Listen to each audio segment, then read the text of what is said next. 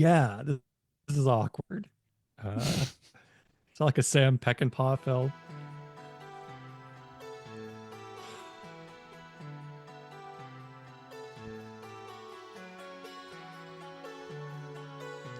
This is how I get psyched up for my day. Before I leave my house in the morning, I just have John Carpenter soundtracks playing. Hell yeah. A little air guitar before work.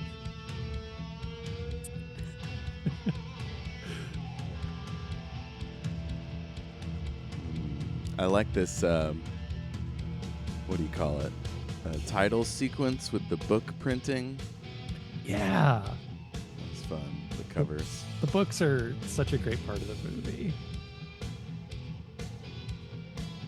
And boy, back in my day, we had title sequences. You didn't have to rush to the theater.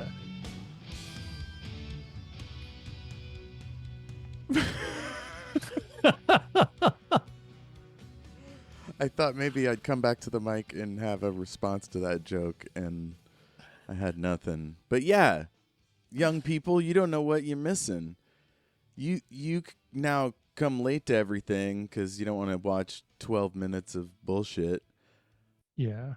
But for us, it was life and death. We needed those credit sequences. Hit traffic, get off work late. You're trying to make that matinee. Gotta have the credits. You're checking the show times in your local newspaper. Mm. Mm-hmm. Mm-hmm. Mm-hmm. Have Maybe you ever even been to one of calling. these big old print shop situations? No, not like where they have like a huge like Stephen King's Mangler printing press going in the Yeah. background. The Coverator.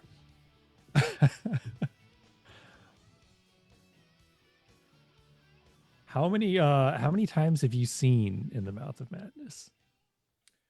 Until this week, I'd only seen it the once. Now I've seen it thrisely. Heck yeah. And still as scary as ever.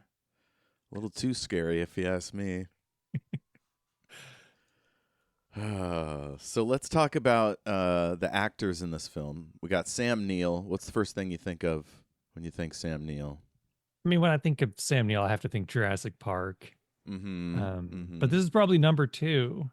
Okay, Uh, for me, before this, it was Damien 3 or Omen 3, and oh, he played nice. Damien grown up. I think he was running for president or something. He was a fancy boy, an evil fancy lad.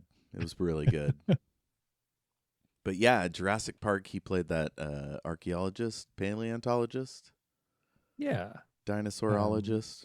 oh God, I forget his name, but he was great in the role. I think originally they had planned to get like Harrison Ford or someone who just would have like kind of eclipsed the part.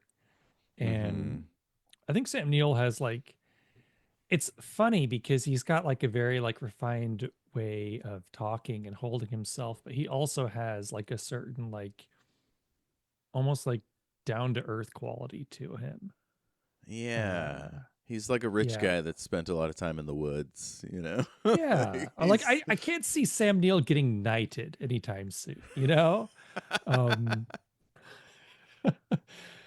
Although apparently at one point he was up for James Bond. He wanted to be James Bond. That an would have been cool. Australian James Bond? That's interesting.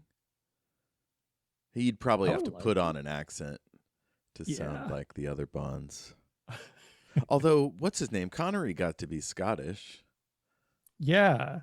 To the point where they retconned the character to have a Scottish father, I think. Uh, Oh, that's yeah. fun. Yeah, I like Sam Neill a lot, and I'm glad he was in this because this movie requires some extreme and unusual emotional beats, I would say. Yes, definitely You know, unusual. yeah.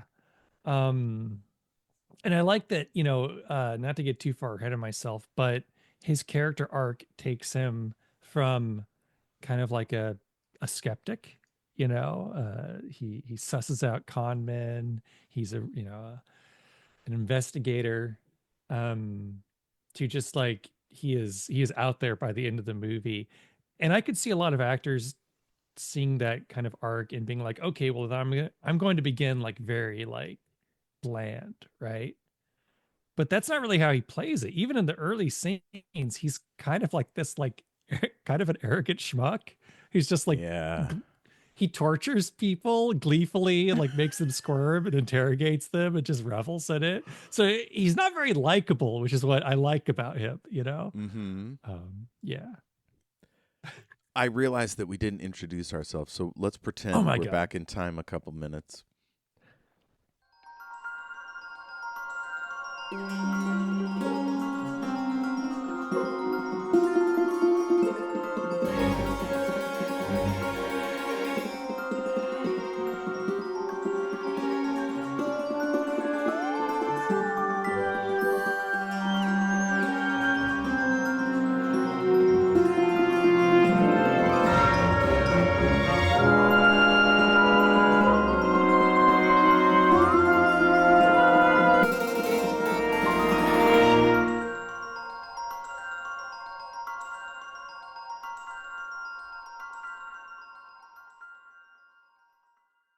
Welcome back to the Great and Secret Knowledge. I'm Jeff, and with me once again, the brilliant, the talented, the thoughtful Jayme. How's it going? Good. Is there another Jamie? Or Mm-hmm. am This I? is Jayme Oh, 2. okay. He's here with Oh, me now. sounds like a hell of a guy.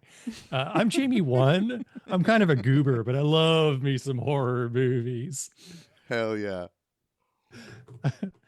Last time we did Dracula. This time we are going into some John Carpenter. That's our second pass at Carpenter here at the Great and Secret Knowledge. Last time was The Thing. This time it's In the Mouth of Madness. And what do you think speaks to you about this one? It's one of your favorites, you said. So, Oh yeah. or you told me offline, maybe. So yeah, This is what makes definitely this one one? of my all-time favorite horror movies. And like tied for favorite John Carpenter movies, and he's my favorite director. So this means a lot to me. I think what I God, I love so much about this. The literary aspect is a big draw. I'm a writer. I love books. Like a lot of folks, I grew up in the 80s reading all the Stephen King paperbacks, and this movie is like a love letter to that, you know? There's so many Yeah. like shots of people in bookstores paging through paperbacks. There is, we'll talk about this later, but this great investigation sequence involving book covers themselves. Um, it's a movie that loves books. The entire movie is about books. It's also an occult investigation film, which you don't see too much of. You know, there's like Cast a Deadly Spell, Angel Heart. I don't know, the Johnny Depp one that I can't really in good conscience watch anymore. Is that the one by Stephen King? The window, the garden, Oh no, something. no, I'm talking about, oh god, it's like the Ninth Seal or something. It's like a I'm blanking on the director. You know, the Rosemary's Baby guy. Oh, Roman Polanski. Yeah, it's the Polanski film with Johnny Depp, and it's a great movie, but you know, obviously, no one wants to watch it anymore, myself included. So the world needs more of these kind of occult investigation stories. Hell yeah. If you, by any chance, have like a play group that does Call of Cthulhu RPGs, introduce them to this movie. They will probably love it. Hell yeah. Yeah, it's the kind of movie where like you don't solve problems with violence. You try to solve them with wits, but it's not going to work either way. And I appreciate that. It's such a jaunty film for being about nothing will work and everything will end badly. Yeah. Yeah. It's weirdly positive. Yeah, like if it wasn't evil monsters released by a writer, it could be climate change, you know? Anything. Yeah. Yeah. Um And this is the tail end of the this loose trilogy of movies John Carpenter made called the Apocalypse trilogy. I don't know if he named it that or if this is just something fans and critics came up with, but it consists of The Thing, which you've already done. This is the final one. So this is, I guess, the apocalypse part of it. And then in the middle, you have kind of the middle child, the Prince of Darkness, which is, um, That's the green goop with Satan in it. yeah, kind of Yeah. like a proto found footage movie in some aspects. You get to see, I think, Alice Cooper as like a creepy, unhoused person who's like got like Mm-hmm. a cult of like zombies or something. They're all creepy folks. Um, yeah. But this is definitely for the if for ending your apocalypse trilogy, it ends on an uplifting note, I will say. Hell yeah. Next is Julie Carmen, the agent's assistant, the publisher's assistant of some kind. Is she an executive? I can't remember her exact title. Yeah. But she is an actress, a director, and a producer, and she began her acting career off Broadway, dancing on Broadway in Zoot Suit. She played the Puerto Rican mother in Cassavetes' Gloria, opposite Hmm. Gina Rowlands. This is stuff from IMDb. I looked at her credits.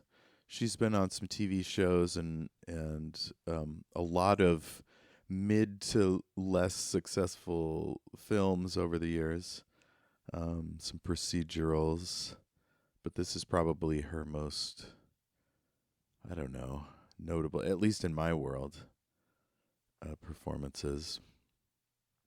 Yeah, I don't really know her from anything else.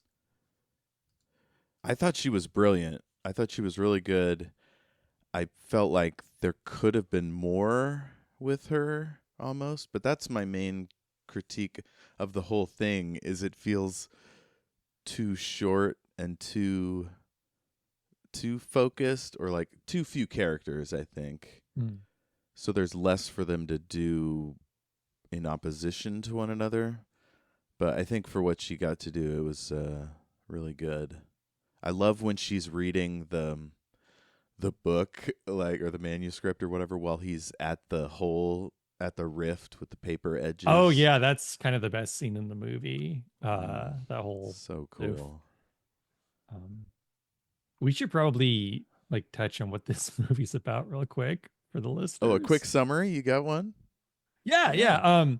The basic idea is that Sam Neill, he is a brilliant. He's basically like an insurance fraud investigator. Um, so if somebody, they kind of introduce his character by showing this unlikable man who like torched his own warehouse and pretended it was lost but gave it to his mistress. And then Sam Neill's like, I've got some advice for you if you're going to do this sort of thing. You know, don't sleep around on your wife because she's gonna, this guy's a She's gonna scumbag, sell you right? out. And you're, as I think as the audience, you're kind of like loving watching this guy squirm because he's presented as such like an odious little toad of a man. But that's what he does. Like he sees frauds basically and shines the light of truth on them. And so he's hired because his insurance company has to do a big payout to a publisher. There's a writer named Sutter Kane who's bigger than Stephen King, and he has a new book coming out called In the Mouth of Madness, but he has gone missing. And I guess the publishing house had insured against this sort of thing. So unless Sam Neill can prove that this is all some kind of publicity stunt, which is what he thinks, his boss is going to be out, millions of dollars or whatever.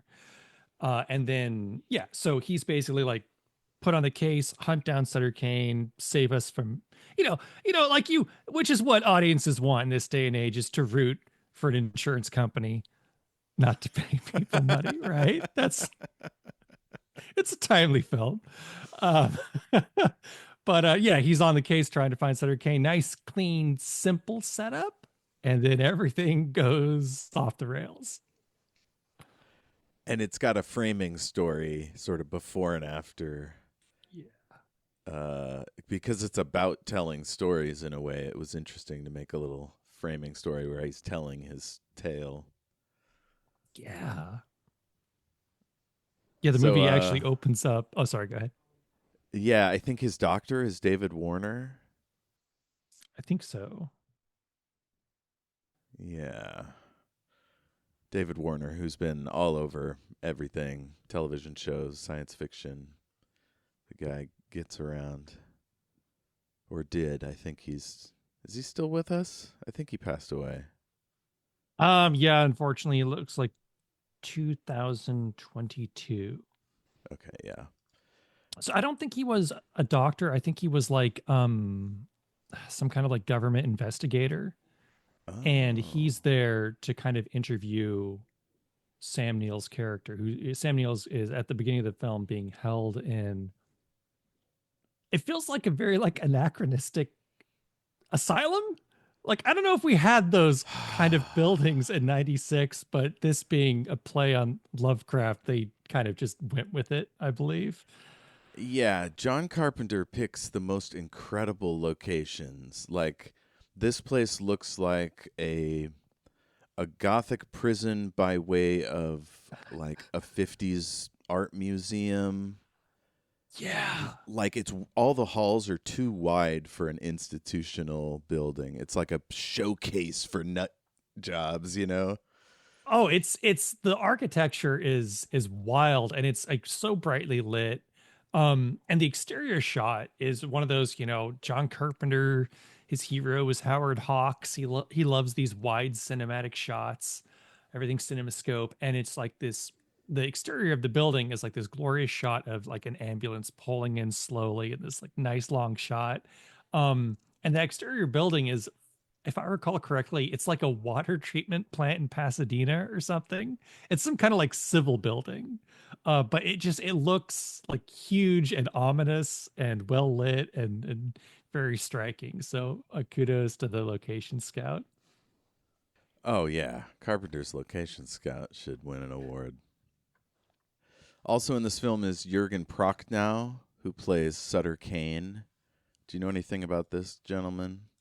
Yeah, he has been in some of cinema's great classics, from Wing Commander to House of the Whoa. Dead by Uwe Boll. Um, this I fella, I haven't mean, he's seen been in House like, of the Dead. oh, you haven't? Mm-mm. Oh my God. Okay, so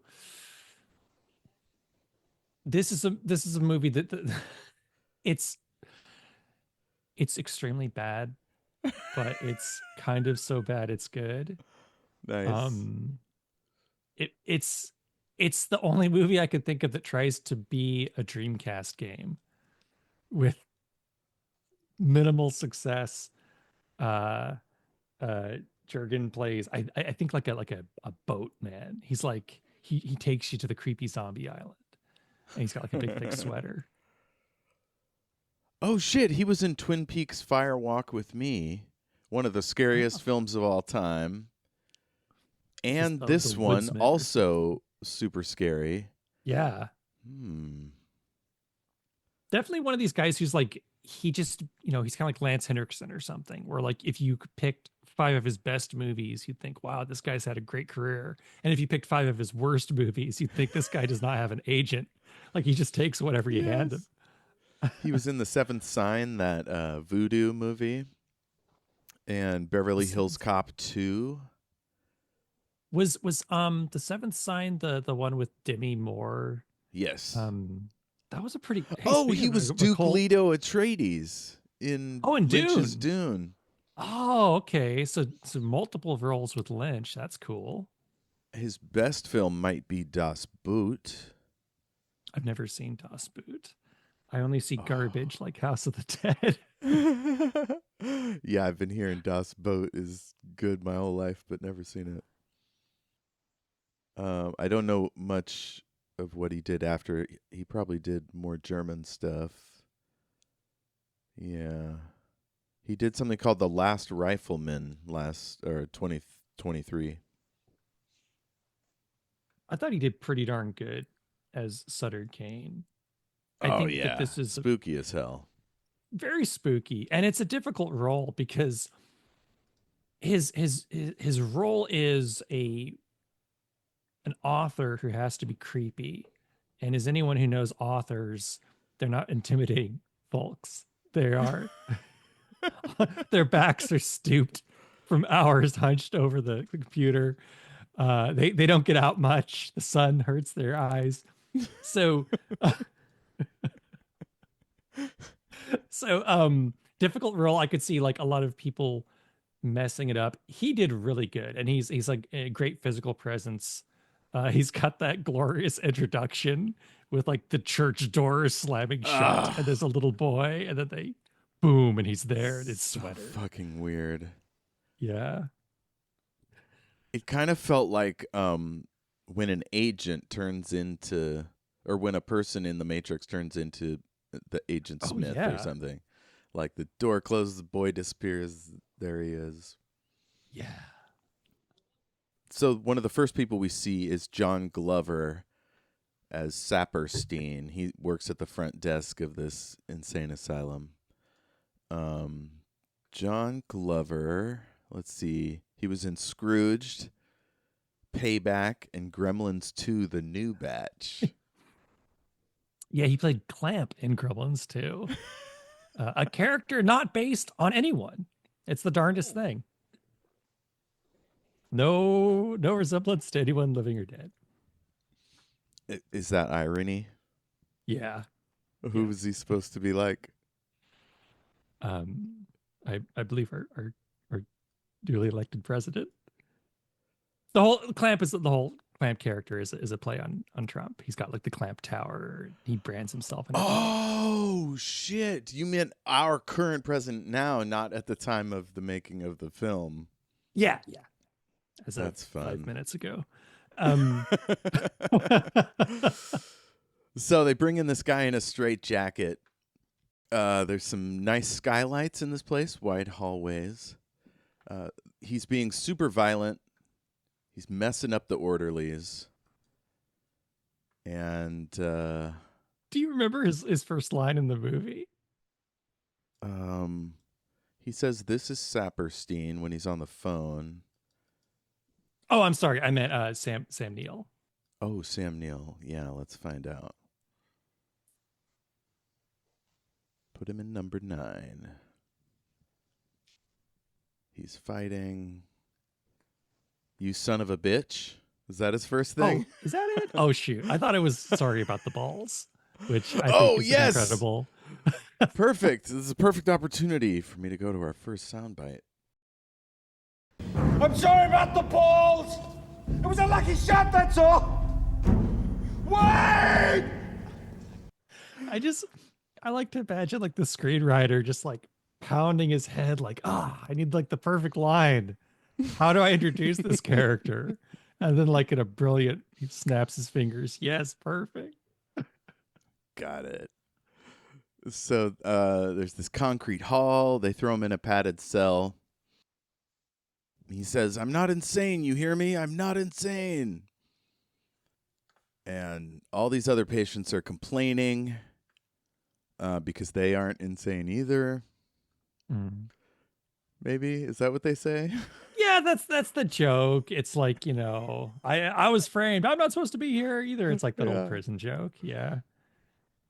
So Saperstein turns up the music, presumably so he doesn't have to hear them yelling, or maybe Yeah, I thinks it'll think calm them so. down. It's this tinkly Manilow shit, and Sam Neill is not into it. It's the Carpenters. Get it? Like John Carpenter. We've only just begun. So he's looking out his window. He looks really dirty and gross. His hair is all fucked up. And he's upset that it's the Carpenters, not the Carpenters too. Why is he so upset that it's the Carpenters? I think that's a joke for the audience because the director's named John Carpenter. I Hmm. think the Carpenters also had a little bit of a reputation as being like very, kind of like easy listening, like stuff that like a grandma would kind of like. Um, Yeah. Not like a cool John Carpenter metal soundtrack, yo. That's the Yeah. good music.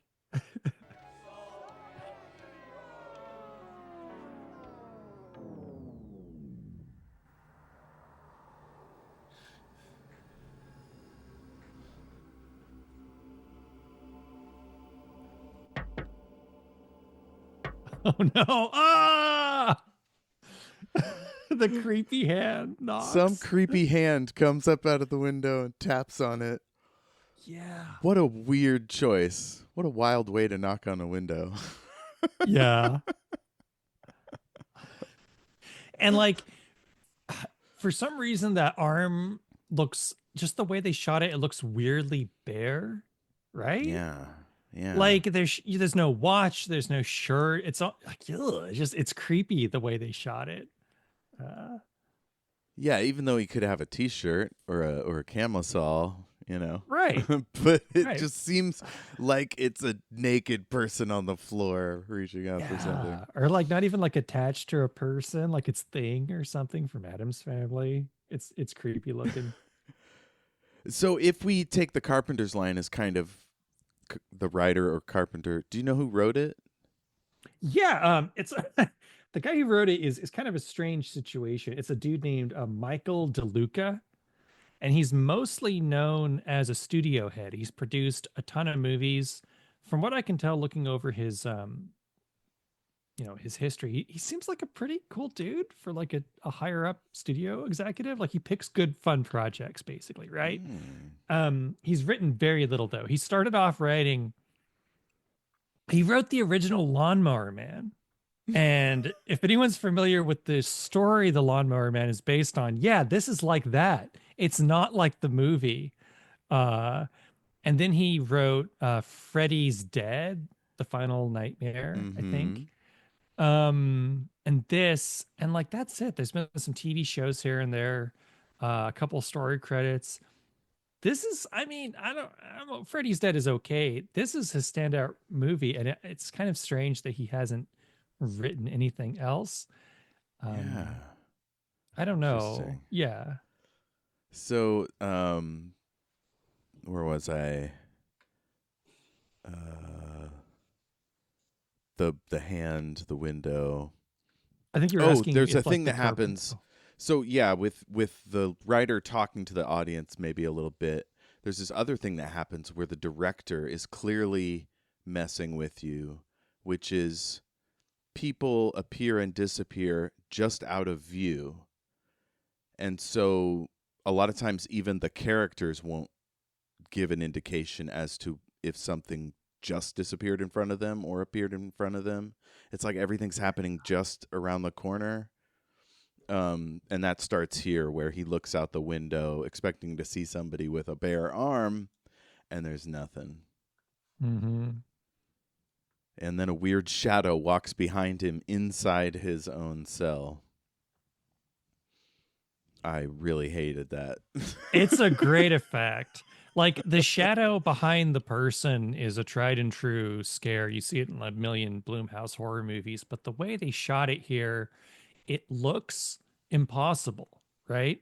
Yeah. The way the shot is framed, it doesn't look like there could possibly be a shadow behind him without us seeing who's casting the shadow because there's walls on either side of Samuel's face. So where's Mm-hmm. this thing coming from? And I mean, it's obviously some movie magic, but it looks super creepy. Like it sets off something in your brain. Like this isn't right. That's not a natural thing I just saw with my face. Right. If you were to try to explain it, it would require breaking the laws of physics. Right. Yeah. It would have to be like the wall ends just above the door and a giant is standing in the hallway and a huge light's behind him like coming down. Yeah, it's Yeah. creepy as heck. Terrible, terrible stuff. So, and this fun little quote I've got. This is a rotten way to end it. This is not the ending. You haven't read it yet. What? You haven't read it yet. You haven't read it yet. So we get a bunch of weird images, some lightning and thunder. A hand breaks through the window. And now we see David Warner in a blue shirt and a brown suit. He's got an English accent. Saperstein goes, "You think he's one of them?" And he fits the symptoms. So he goes in to talk to him. And Saperstein jumps out like he's afraid he's going to get stabbed or something. But Warner's pretty chill. And, okay, they said he asked for a single black crayon. Yeah. I talked with you about this offline. Jayme, how many crosses do you think conservatively have been drawn in this room? Roughly 75,000. They're on every surface. They're even on his own body. One crayon is not going to cut it. They're on his back in places he couldn't possibly reach. We didn't see the shipment. It was a crayon about a foot thick and 8 feet long. So we find out the guy's name is Trent. And the doctor is going to try and get him out of there. But weirdly, Trent wants to stay. What's that about? Yeah, I thought this was kind of a fun twist. This is very much In the Mouth of Madness is John Carpenter more overtly paying homage to H.P. Lovecraft than ever before. Like a lot of folks say The Thing, but really this is the height of it. And one of the old H.P. Lovecraft tropes is you have like the main character isn't the person that any of the stuff happens to, right? You have like someone who goes to like an asylum, or it's like their uncle who lives out in a cabin, and then they tell the story, or maybe they find a journal with the story. And what I think is kind of funny about this movie is that ultimately, like, the interviewer, he's not our main character, and he doesn't really matter at all. Like, it's just someone for Sam Neill to talk to. It was almost like they're like, no, there's no way we can make this guy as interesting as Sam Neill. Let's just focus on Sam Neill as John Trent and just give him a reason to talk. It's fine. So yeah, Trent wants to stay. There's a guard with a pair of swollen testicles who swears you want it out of here. Oh yeah. Well, I changed my mind. What could have changed his mind? It's been like 10 minutes or whatever. Well, technically, we have no idea how long it's been. Maybe a day, maybe 2 weeks. Yeah, it must have been a while because he had time to draw all those crosses. I believe it was 75,000. 75,000, yes. It takes a few days at least. So the doc lights Trent's cigarette, and he's talking to him a little bit. And Trent is like, "Aren't you going to ask about them?" By them. Well, every paranoid schizophrenic has one. A them, a they, and it. And you want to hear about my them, don't you? I don't think we ever do get a name for them. I mean, I guess not. No. Whatever the old ones are. Yeah. We get references to them, but never really a name. And I should say now that, oh, sorry. Go ahead. I do think we should probably address, as with a lot of stories inspired by Lovecraft, we'll say this one's it's a tad bit ableist, maybe the way he deals with mental health issues, not so great. This is sort of a story about a book that gives you paranoid schizophrenia, which is not something that happens. But but it's difficult to talk about this movie without sort of like treating that as something that could happen. So I mean, of course, right? Like that's nonsense. But in the fiction of this story, objects can quote unquote drive people mad. Yes. Yeah. Yeah, I mean, I think in the 90s we were more about repeating tropes and sort of pointing at them and less effectively subverting them. So it is kind of Yeah. it's kind of homage to the worst impulses in terms of, making mentally ill people terrifying.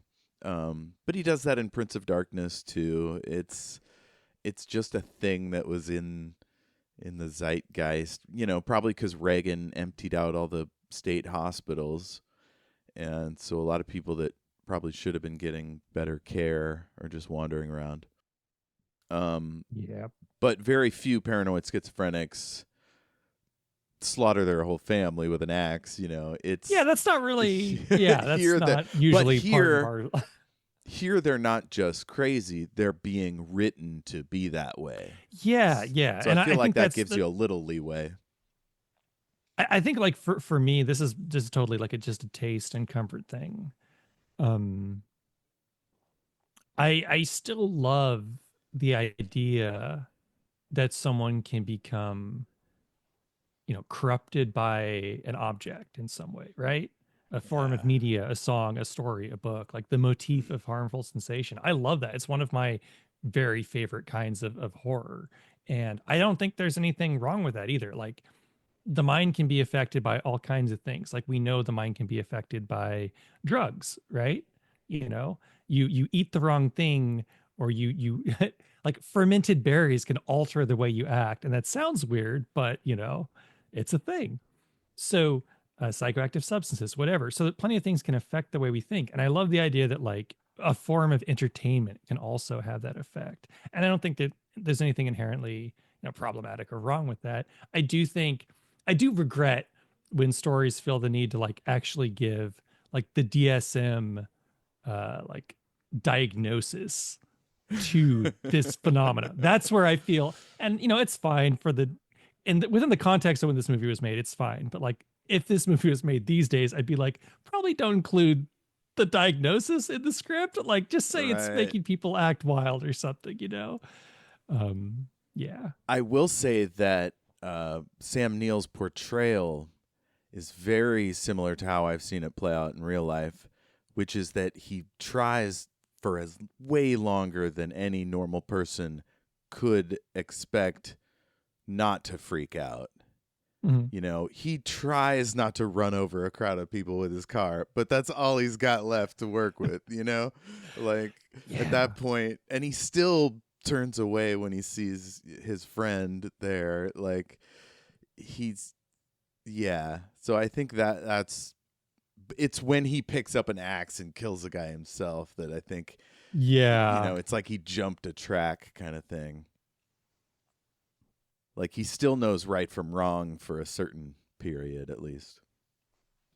And speaking of people who try to kill people with an axe, we have the early opening scene with I believe it's Sam Neill and his boss in a restaurant. His name's Robbie, insurance guy. Let's see. Are we talking about the meeting where they figure out that dude who you talked about it earlier? The guy mentions his wife. Trent says he met her. Oh no, I'm sorry. I'm talking about like a little bit after that scene, like after we kind of introduce Sam Neill as like this brilliant investigator. He's sort of like getting his mission at a restaurant. And then speaking of details in the background, so There's a he's sign across on the bus for the new Sutter Kane book. Yeah, or just how the agent appears across the street Mm-hmm. and just slowly walks towards them while they're having this perfectly again daylight horror. I love it, right? Just this well-lit cafe in the middle of the day. They're having this lovely like work conversation with a colleague, and coming towards them is a guy in a trench coat, and he's got an axe. And he's So just getting before you go closer any and further, closer. Oh yeah. I want to get the the soundbite right before that guy comes. Okay.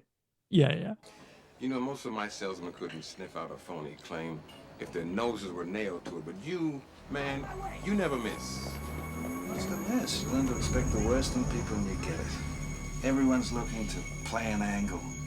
I'm always there to clean up the mess. Yeah, so he's a good investigator, and they're just having this nice business chat. And the guy busts through the window, menaces Trent, and he goes, "Do you read Sutter Kane?" And he has the weirdest double eyeballs. Yeah, he's got those goat eyes, Ugh, which are so a weird. staple of Lovecraftian horror. Goat eyes. Yeah. The cops That's how shoot I him think of dead. him anyway. Yeah. And yeah, that was a great scene. Like, I love how he ramps from just normal to fucked up, and then boom, it's over. I also appreciated two things about this. One, for an axe murderer attack, it is surprisingly bloodless. A lot of this movie is bloodless. And if you go back and watch, they don't even give the agent, the axe murderer guy, squibs. What happens is just two policemen show up out of, like, they're just like materialize in the diner, and they shoot, and the screen flashes white to show that the guns are shooting, almost like a video game, and then the guy just falls backwards. That's kind of theatrical. Like, that's something you might do on stage, just have the lights flash and maybe some thunder or glass breaking kind of noise. Totally. And that goes back to John Carpenter's Halloween, which when it came out, like, it was thought of as this, bloody movie, but a lot of the violence is off screen. It's implied, it's in your imagination, and that's what makes it scary, and also it sort of feels like he's also kind of setting you up for later when things do get overtly gruesome. Yeah. So next he's at home watching the news. The stores can't meet the demand for this book, Hobbs End Horror. So the fans are going ape shit. He sees a bunch of spooky images from Sutter Kane books. I can't remember. Was that like in the book, or was that a dream? Did he fall asleep? First he goes home and he sees a policeman beating up a homeless guy in an alley, and the policeman's like, "Are you want some of this or something?" And then later on, he does have a nightmare about that, where the policeman's all like scary looking. And at that point, I think at that point when he has the nightmare, he has actually read some Sutter Kane, and like it's starting to get its grips in him. So we get to the publisher. Charleston Heston is the boss there, and he's got this really hot lady working for him named Linda. Her vibe, it felt almost like she was a model that was hired to trick this guy into going to Hobbs End. Like, she's got this sex vibe going. She's like chewing on her glasses. Oh man, I was like, I'll go to any creepy town you want to go to, my dear. So Kane disappeared 2 months ago without a trace.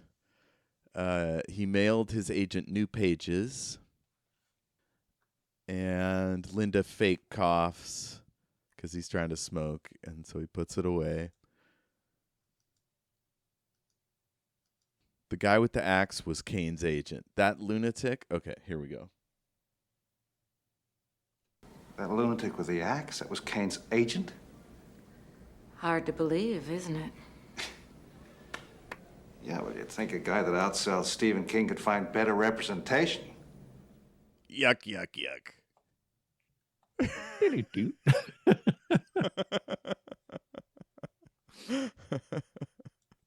I like how the other two don't laugh. They're just kind of... They're like, yeah, we knew that guy. Like, that guy just got shot and killed, right? Yeah.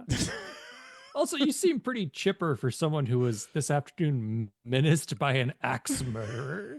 Like, that would mess me up. Yeah. Yeah, you were talking earlier about how he's really set up as a dick. and like kind of Yeah. overbearing or dismissive. Yeah, I think that's kind of some of the fun of the story is you're watching someone who is not sympathetic. He doesn't have the most sympathetic line of work. He's kind of an asshole. But he's also obviously like brilliant at his job. We're told this and shown this. So it's kind of like someone who's hard to get along with who has excelled just due to skill, which is it's a classic character in stories. You got your Don Draper or whatever, just some unlikable skilled person. Yeah. So Kane's writing has been known to have an effect on his readers. I wrote here, she's clearly seducing him into helping them. He makes a pass, and she's like, gotta focus on the job, which isn't a no. I'm like, you're saying there's a so chance. You're telling me there's a chance. So I need to know if he's alive or dead, and we need that book. Let's see. I can't remember what the setup is for this. Let's hear it. This shit really sells, doesn't it? More than you'd imagine. Surprised? Lady, nothing surprises me. We fucked up the air, the water, we fucked up each other. Why don't we finish the job by just flushing our brains down the toilet? Oh, he's dissing the work as pointless or I don't know, not good for people's brains. Yeah. That feels like the writer going, "Hey guys, look here, it's the subtext of the film," Yeah. Almost like, "Oh yeah, video games killed my mom," like it's a joke on Sam Neill, Yeah. And I think it's also like maybe Carpenter lashing out a little bit at critics because there's definitely the belief that like horror is junk and garbage. Yeah. And, that stuff will rot your brain. And why can't you read a real book or watch a real movie? And then that's kind of like Sam Neill's character transforms from someone who definitely feels that way about horror to all of a sudden he's like, oh, this is pretty good. I don't know what it is. Turn a phrase. I don't know. So now we come into the alley. He finds a bunch of posters up for the Hobbs End Horror. It's hard to say. The Hobbs End Horror. And he's like, oh, some of it's peeling. He kind of looks under it, doesn't see much. And then he comes around the corner and he sees this cop just wailing on somebody. There's like a can of spray paint and a bunch of people just standing around watching this go down sort of passively. And the kid must have painted ICA on the wall, which is the beginning of I Can See, I think, which comes later. I think it's the singular of it's I see a dead person. And then they decided to scrap that and wait for 6 cents. Oh, shit. Oh, man. Sam Neill's been a ghost this whole time. So we catch him talking on the phone. He's telling somebody about it. And he's like, I think it's mass hysteria. It's some kind of pop phenomenon. It's a craze. It will pass, Next, he comes to a bookstore where they're cleaning up after a fracas. He grabs several of Kane's books. And then this weirdo kid in a sweater vest comes up and he says, I can see. What in the world is happening? I can see. Now we have an editorial. Excuse me? He sees you. Right, tell him I say hi.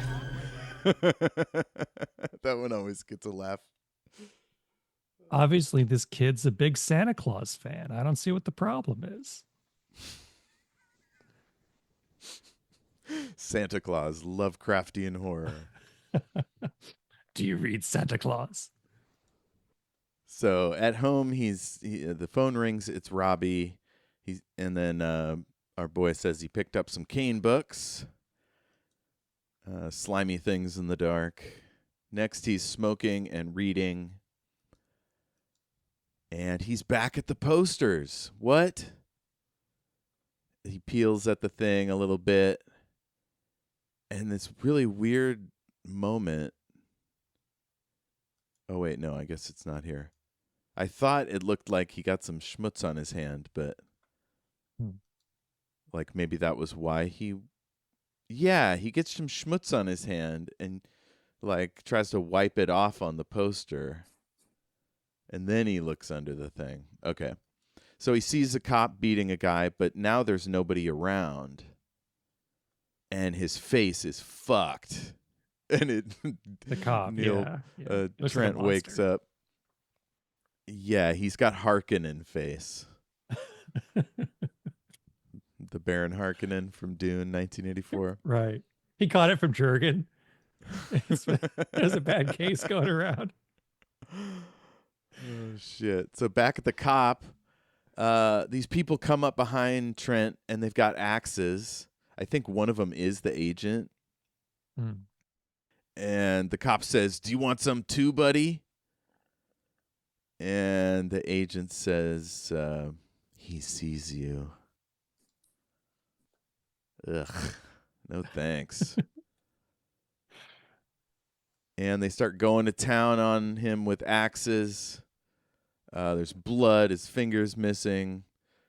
There's a lady's eating some flesh. Now he's back. He's not hurt. Oh, jeez. Cop starts to swing on him, and he wakes up. He's like, oh. And then the cop's next to him. Double dream. Whoa, double dream. The double nightmare reveal as pioneered by John Landis in An American Werewolf in Paris. As far as I know, he came up with it.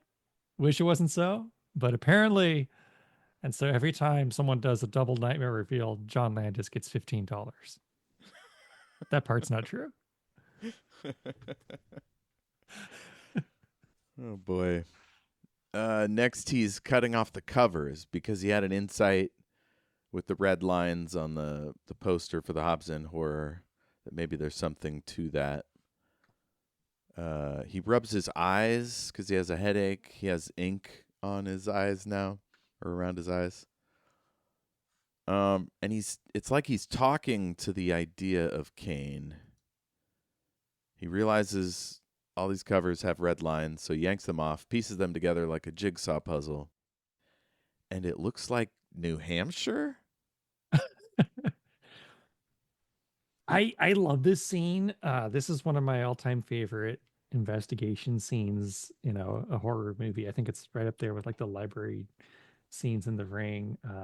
These books are gorgeous. I think they're done by Joseph F. Griffin Jr. I looked it up, or possibly two of them were done by the special effects house, and they just hired out the rest of the art. But they're made to look just like the quintessential 90s horror cover. And they always remind me of this artist named Michael Wayland. He did this diptych called Lovecraft's Nightmare. It's like a wraparound cover, a really long piece for the book. And that's what these remind me of. And like just as an object, these books are awesome. Just this past December, someone involved with Carpenter put up like an auction, and they were selling these props, 30-year-old props. They found them in the warehouse, $250 a pop for a random book. These books do not contain real words. They just the same page over and over again. $250. They sold out. Wow. Yeah. That's exciting. It's a bit above my price range. But gosh, I sure would like one. Hell yeah. So the next day he's showing this map to Linda and Heston. And he says, "Put the pieces together, get a Sutter Kane lunchbox." So in the center is a town that's not real. There's not really a town there. But Trent says he wants to go there. He thinks it's bullshit. And Heston sends Linda Stiles with him. I love their scenes in the car. Oh, yeah. Driving cross country. At one point, he's reading a map while driving. Not safe. No. He starts singing America the Beautiful. And then he reaches over and pulls a horn. He has a clown horn in his glove box. He blows it in her face. And she goes off. She's whacking him with a bag of chips. Yeah, as she should. That's how you get tinnitus, buddy. Permanent hearing loss. Not cool, Sam Neill, John Trent, fella. We're lost. We are lost because there is no such place as Hobbs End. Well, we'll see. Never, never, never throw chips at a driver.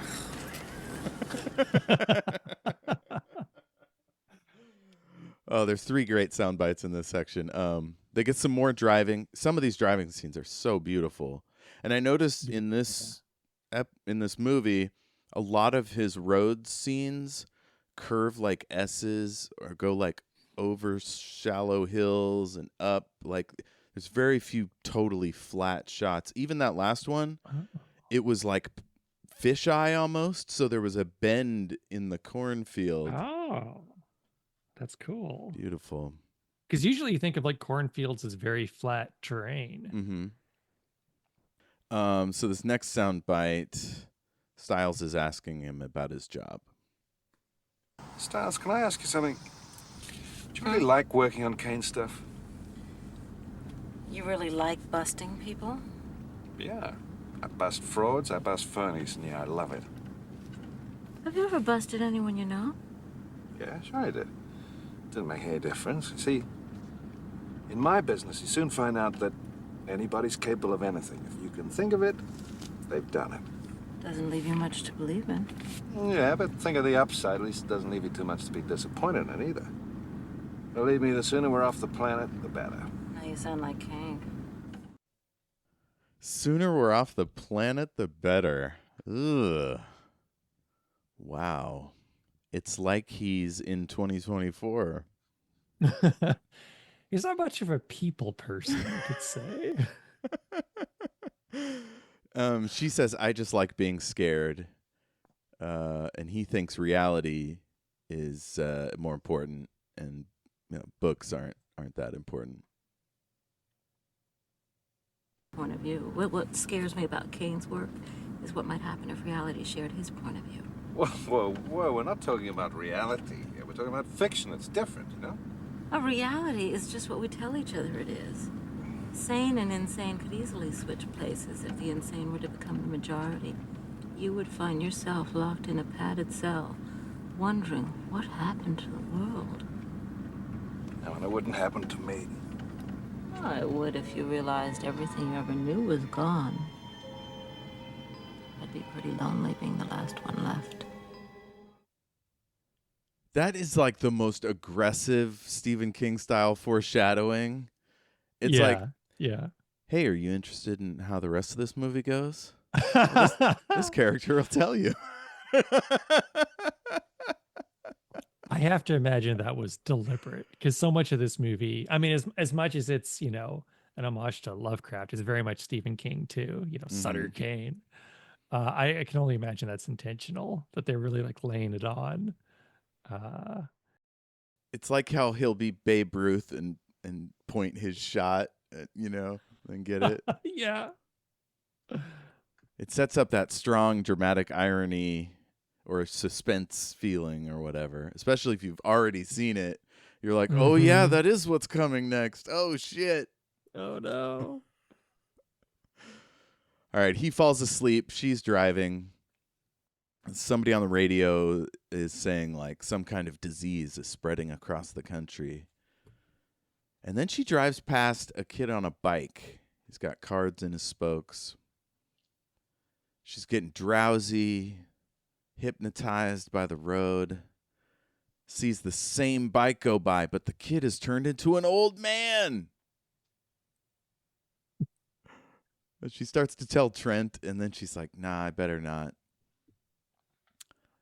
And suddenly this guy rides his bike directly into their car, goes flying, She stops, goes to help him out, and he says in a kid's voice, "He won't let me out. I can't get out."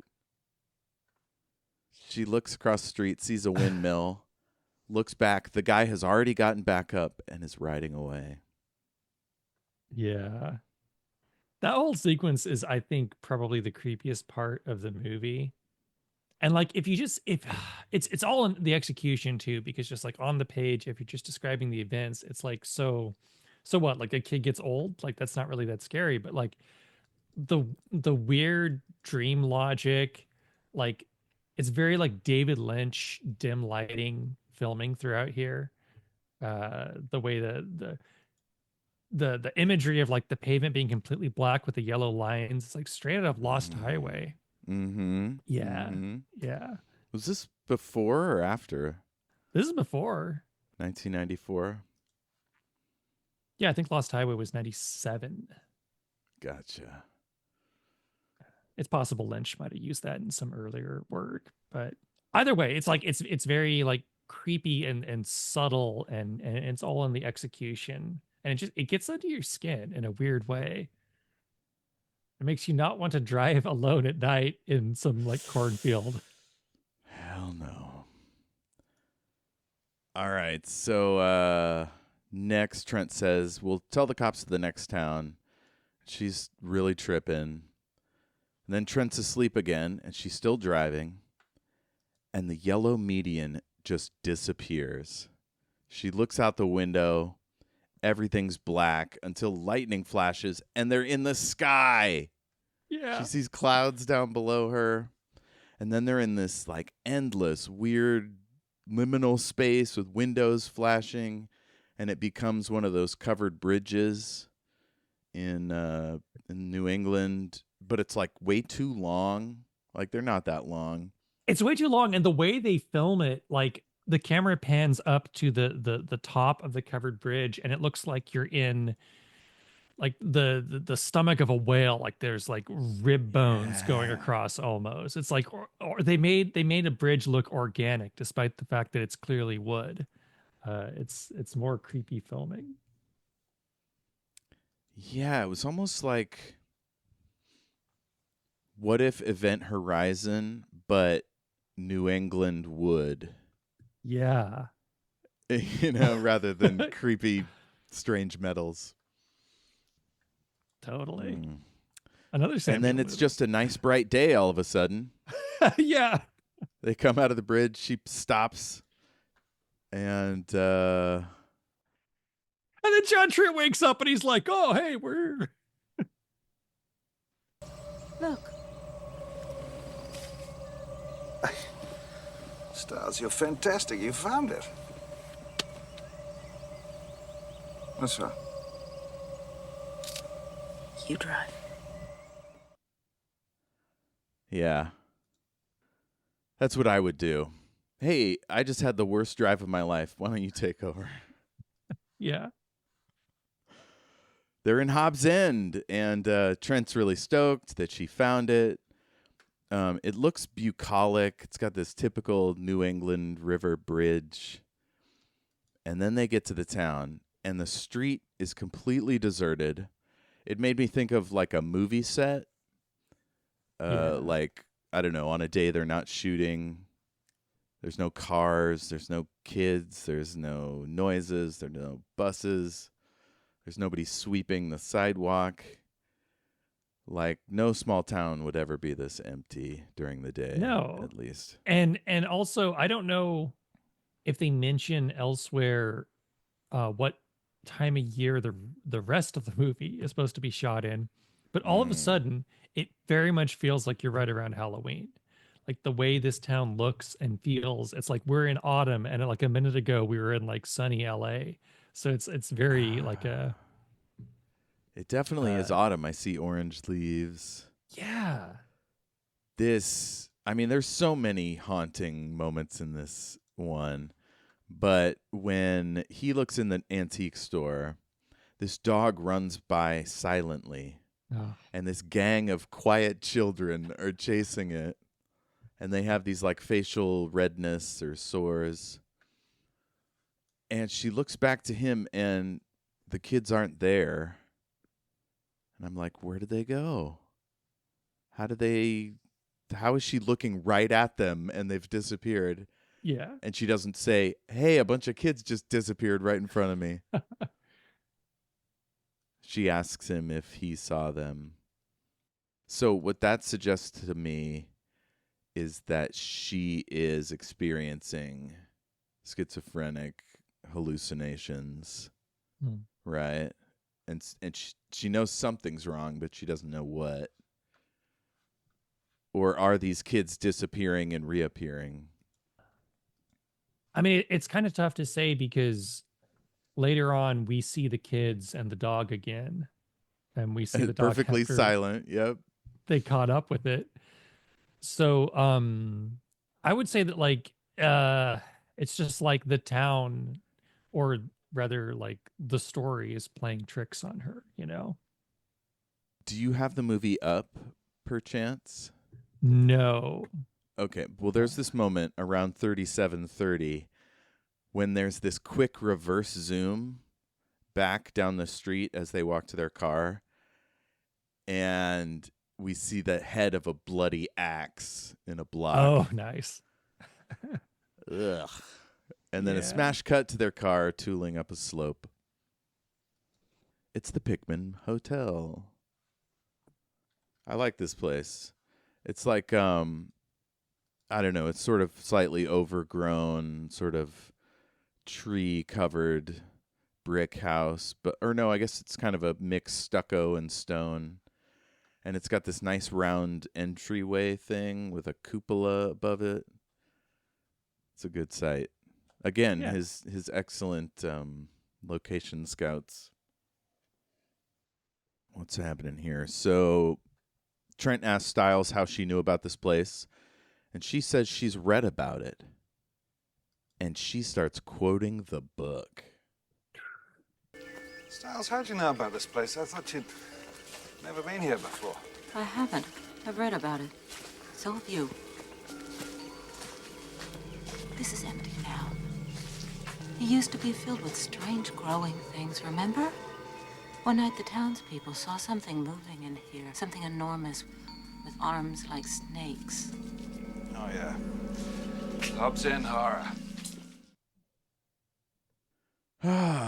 It's the hotel from Hobbs End Horror. Yeah. It's pretty nice inside. Oh, go ahead. I wanted to ask you something. So, I mean, you're a writer. What did you think of throughout this movie? They quote passages from Sutter Kane, you know? And of course, there's a bit of, I believe, a movie reviewer in Djibouti used to say implied character trait, where what I'm trying to get at is like we're told endlessly throughout this movie what a great writer Sutter Kane is, right? His writing is different. It gets under your skin, this, that, the other thing.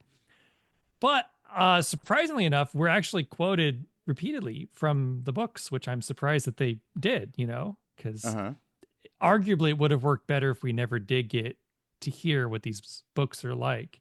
What did you think of the passages that were quoted throughout the movie? Did they strike you in any particular way, or? I think they were competent. I think the bit about the rift was probably the most memorable. Yeah. But that's always the thing.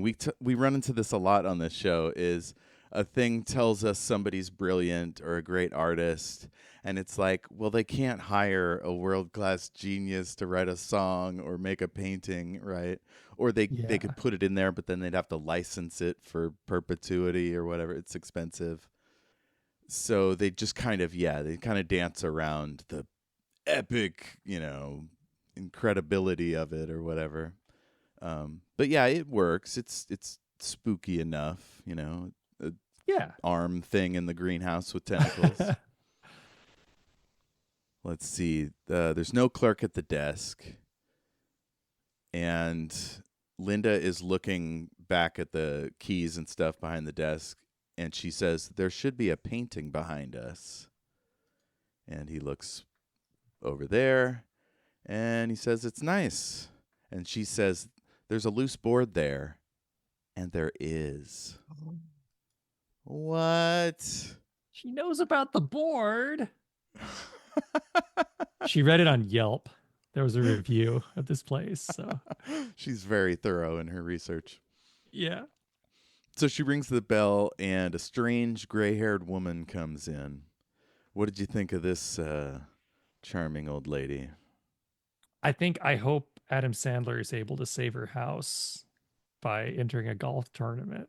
Right? Isn't she from Happy Gilmore? Oh, that's one Adam Sandler I haven't seen. She's a fun character as we get to discover. She's playing kind of like a flighty old lady. Not really all there, but nice enough. Is this the scene? I forget. Is this the scene where the painting changes? It starts doing that pretty much Yeah, immediately. Yeah, okay. every time she looks at it, it's different. Yeah. So Trent says we're headed to Boston, and we decided to see the famous Hobbs End. And she's like, famous? That doesn't sound right. And Linda slowly turns around and looks at the painting. I had this thought, like, what if this is like colonial Williamsburg? Like, somebody just put up this place to capitalize on the book's notoriety or whatever, but they haven't staffed it yet, so it's not open to the public. That was my idea there, is maybe what a first-time viewer is supposed to think. And, yeah, she's getting spooked by this painting. And the old lady says, I don't know who Kane is. It's like, what? Yeah. So why doesn't she know Kane? Everybody knows who Kane is. He's bigger than Stephen King, right? It's not like she's in a farm in the mountains. Like, there's a road. She should know Everybody who this guy knows is. who he is. Yeah. But she says nobody comes through anymore, which was spooky. Mm-hmm. Styles sees the people in the painting moving, and she sees the woman like turn her head. It's not just like it's changed in between looks. Yeah, Ugh. this is a great scare because so there's this portrait of like a man and a woman by a lake with like a weeping willow, and it's very like romantic. And every time Styles glances over, it changes, but it keeps changing between cuts, which is a very common thing in horror movies. You know, like you were saying earlier, where those kids go, we didn't get to see it because it happened during the cut. But here, John Carpenter breaks the rule. And after twice it changes between cuts, it changes right in front of her eyes, and the head like animates. I think they use traditional animation.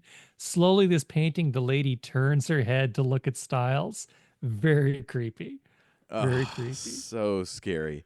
There is a episode of Doctor Who, the new Doctor Who, where the weeping angels have been set up that they can't move if someone's looking at them. So like lights will flicker on and off, and they'll kind of move a little bit between shots or whatever. But there's an episode where one fully straight up turns and looks at the viewer and like reveals their scary pointy teeth. It reminded me of that. Oh, nice. It's like it breaks the rules you were expecting the last, whatever. That's awesome. So we cut to them in the hotel room. Well, Styles, if that's what you saw, then I guess it would be a little unsettling. I'd be a little unnerved myself. But regardless of what you saw, regardless of what you think, we are not living inside a Sutter Kane story. The hubris of the main character. He says that lady downstairs isn't a killer. She's harmless. And she's like, what if his work isn't fiction? He's like, if it's not fiction, there should be a gold-spired church out the window. He throws open the window, and it's just this old barn. And she's like, excuse me, it was to the east, and opens that window. This place had once been the seat of an evil older than mankind and wider than the known universe. It was a place of pain and suffering beyond human understanding. I'll be reading this thing like it's a guidebook. Originally, there was an old stone church built on this site in 1788, but the black church swallowed up the old sanctuary the way it has swallowed our minds. Now there is nothing left of what was once here, except the mosaic of our Lord and Savior above the front door.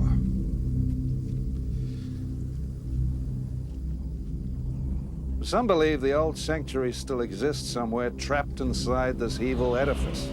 Its primeval inhabitants were a murderous race of creatures whose vile existence contaminated time itself, affecting history with their sadistic wickedness. Oh. So instead of green Satan goo, it's some old one beasties hiding underneath a church. Yeah. I think that part might be some of my favorite writing, like sample writing from the books. Not a lot of dialogue in Sutter Kane novels, it seems. Yeah. Lots of narration. Maybe he's like Stephen King, where all his characters sound slightly like one another. Yeah. I do like the idea of like creatures so vile they're corrupting history. That's an interesting idea, right? Yeah. It sounds passive rather than an active taking a hand or whatever. It's more just corruption. Yeah. And I think that's like a lot of the original like Elder God stuff was sort of like that. It was like they were these truly alien, dispassionate, like you really couldn't compare like Cthulhu to Satan or something because they weren't an adversary. They were just like this thing that operated on different rules and didn't even really regard humans, let alone like seek to corrupt them. And that was more for like Cthulhu cultists and stuff. And so I think that kind of like ties into that where these things, their existence is corrupting the past, but it's not like they're like, yeah, our plans is going off perfectly. Yeah, it seems like the only one that's doing that is Sutter Kane. Yeah, and he's very much like the Cthulhu cultist kind of a dude, the herald. Yeah. So Trent's reading the book when Styles sees that quiet dog run across the field. Styles tries to get his attention. She sees the kids now silently chasing it, and he's rattling the front doors. I thought the architecture of this place seemed more like Scientology than Christianity. It's sort of modern, straight, sort of, I don't know, pleasing angles, but no curves, not a lot of details. It's pretty functional. Yeah, that's a good point. It doesn't art. seem like a traditional like house of worship or something. It's like almost like sci-fi, but then they've got like the gold onion tops on it. It's very strange. Yeah. So the battle for heaven, angels fighting something from the other side. Oh, that's the mural above the door. The only thing that is left from the old church. Is that right? So a bunch of cars are coming up to the church, and she's like, we have to get out of here. Those guys have guns.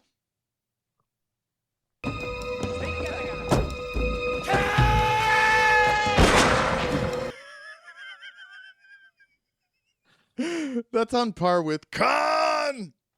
Yeah. So yeah, these guys with guns run up onto the steps. We don't know why they're here or why they have guns. But then the fucking doors open and there's this creepy blonde kid in a green shirt. Winds in his hair. The guy goes, "Johnny boy." And then the doors start doing that open and close thing we said before. And boom. And we should say though, real quick, this farmer, this father, this poor dad who just wants his kid back. I don't know why they hired Vigo the Carpathian from Ghostbusters 2 to play him. This fellow was a choice to play small town America farmer guy, right? Yes. Very strange. Johnny boy. God, yeah, I'd love to ask John, like, why? Why this Eastern European villain? I think at this point they're really trying to say just how far from reality we are in Hobbs End. Like nothing even makes sense anymore. Yeah, it's a world where Carpathians settled a town in New Hampshire. Sure. Yeah. So the boy's gone. Kane's standing there. I thought Prochnow looks a little bit like Reed from Enterprise. Have you seen Enterprise, Star Trek?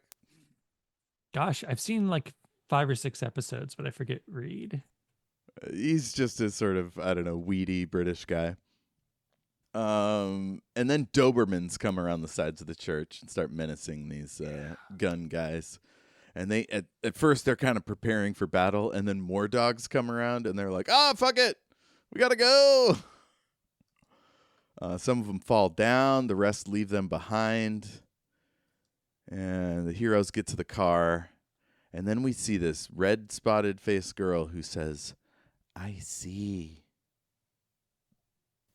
I see. I see. I see. It's a spooky performance. Yeah. And Trent is losing it. Tell me how you knew about that mob. Tell me that, You see, you can't bullshit a bullshitter, can you? Because I'll tell you how. This whole thing has been staged, that's how. You, Harglow, and Kane, you put me through all of this so I can go back and blab to the media about Kane's haunted little town. Help you sell a few more million copies, well, fuck that. You're wrong. No, I'm not. I love that Australian way. He's like, well, fuck that. Yeah. Well, fuck that. So she admits, yeah, it was supposed to be a fake town, but they didn't stage any of this shit. It's all in the book. It's some of the worst dialogue in the movie. Oh, because really? The way I thought this scene was actually well written. I don't know. Let's talk about it. Oh, really?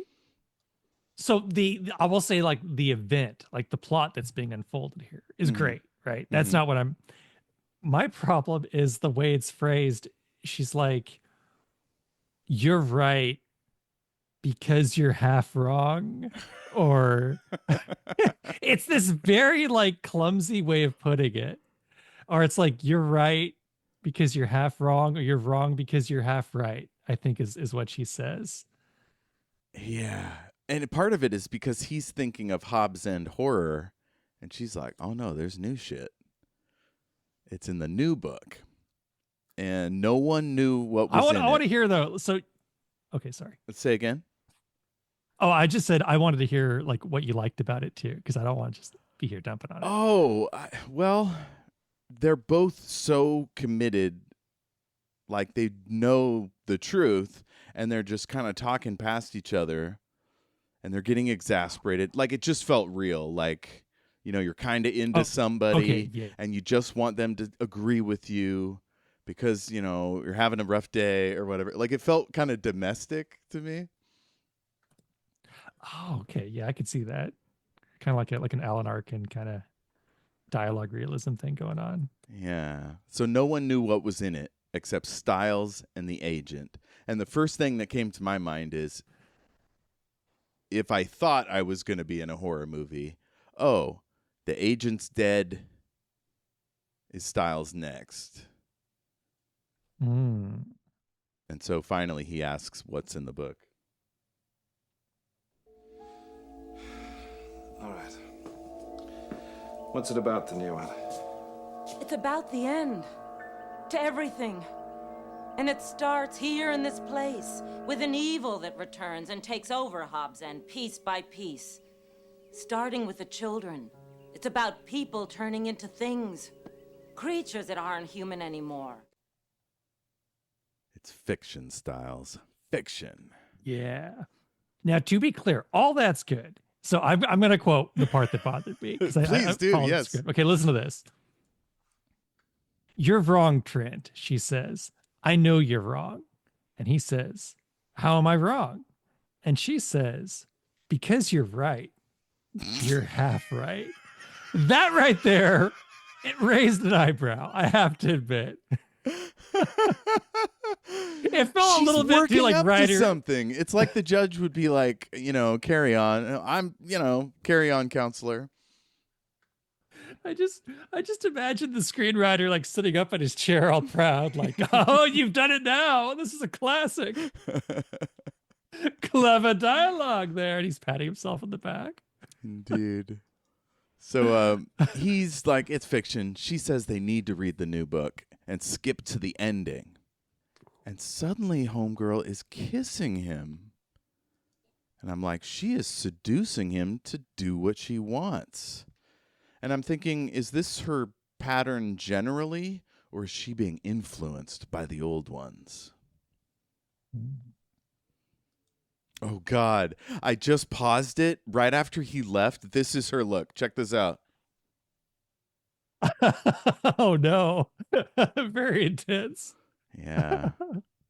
And so I love that in a movie where like somebody's acting one way, and as soon as the person leaves, they just go back to sort of why pretend to be human anymore kind of thing. It's creepy. It's always creepy. And so he heads out, and she realizes he's left his keys, so she puts her hand over him. He goes into the lobby. He notices the painting has changed, and the two figures have creepy, evil faces. But they're not moving. They just have creepy, evil faces. And he touches their arms, I assume to see if the paint is fresh. And he's looking behind the painting, and the lady says, "No smoking, please." How did he miss the lady at the desk, right? Again, whatever's off screen, it's a free-for-all. There's just, you never know what's going on over there. She tells him not to smoke, and he's like, Styles, right? Kind of, he's trying to like use his investigator tricks to pull her out. And she claims not to know Styles.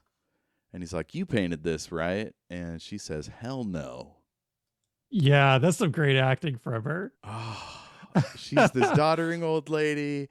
And then as soon as he's like, "You made it," she's like, "Hell no." Yeah. And the way she says it is just like, God, no, that's freaking me out. Like, I've been staring at that all day. I don't know where that came from.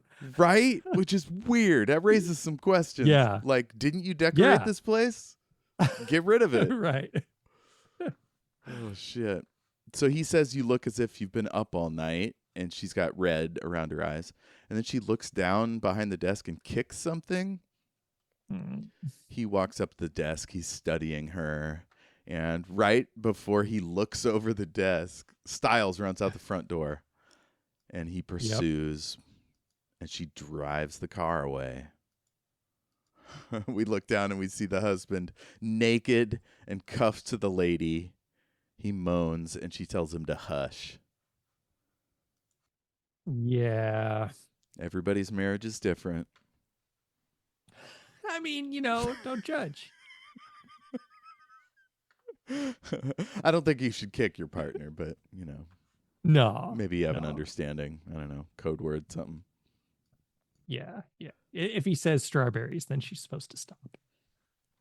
Cool. So we get a shot of him looking at some notes. Let's just breeze past that as soon as possible.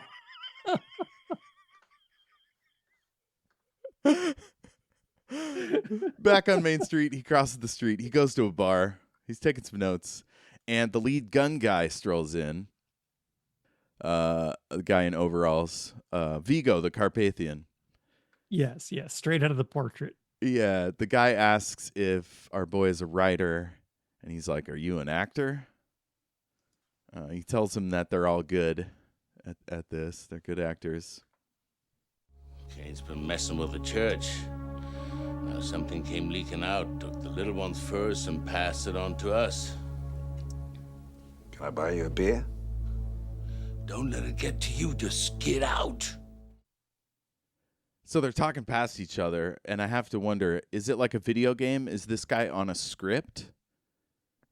Or is he just sort of fuzzy-headed and he's not able to adapt to a guy from a completely different storyline, essentially? I really like that. Yeah, that's a cool idea. that they just have like this like pre-scripted dialogue, and it's kind of like running over the other lines because he's got his words he's supposed to say. That's pretty cool. Yeah, I hadn't thought of that before. Like the old lady feels a little bit more connected. But I guess you could say, well, this guy's got a lot going on. His kid's been kidnapped or whatever. Yeah. So he's not listening. But and then we cut to Styles arriving at the church. She gets out of the car, looks at the church. Ball hits her feet. She turns around. And this gang of kids is right behind her next to the car. Silent Dog is there. And she asks, who takes care of you? Where do you come from? You're my mommy. Know what today is? Today is Mommy's day.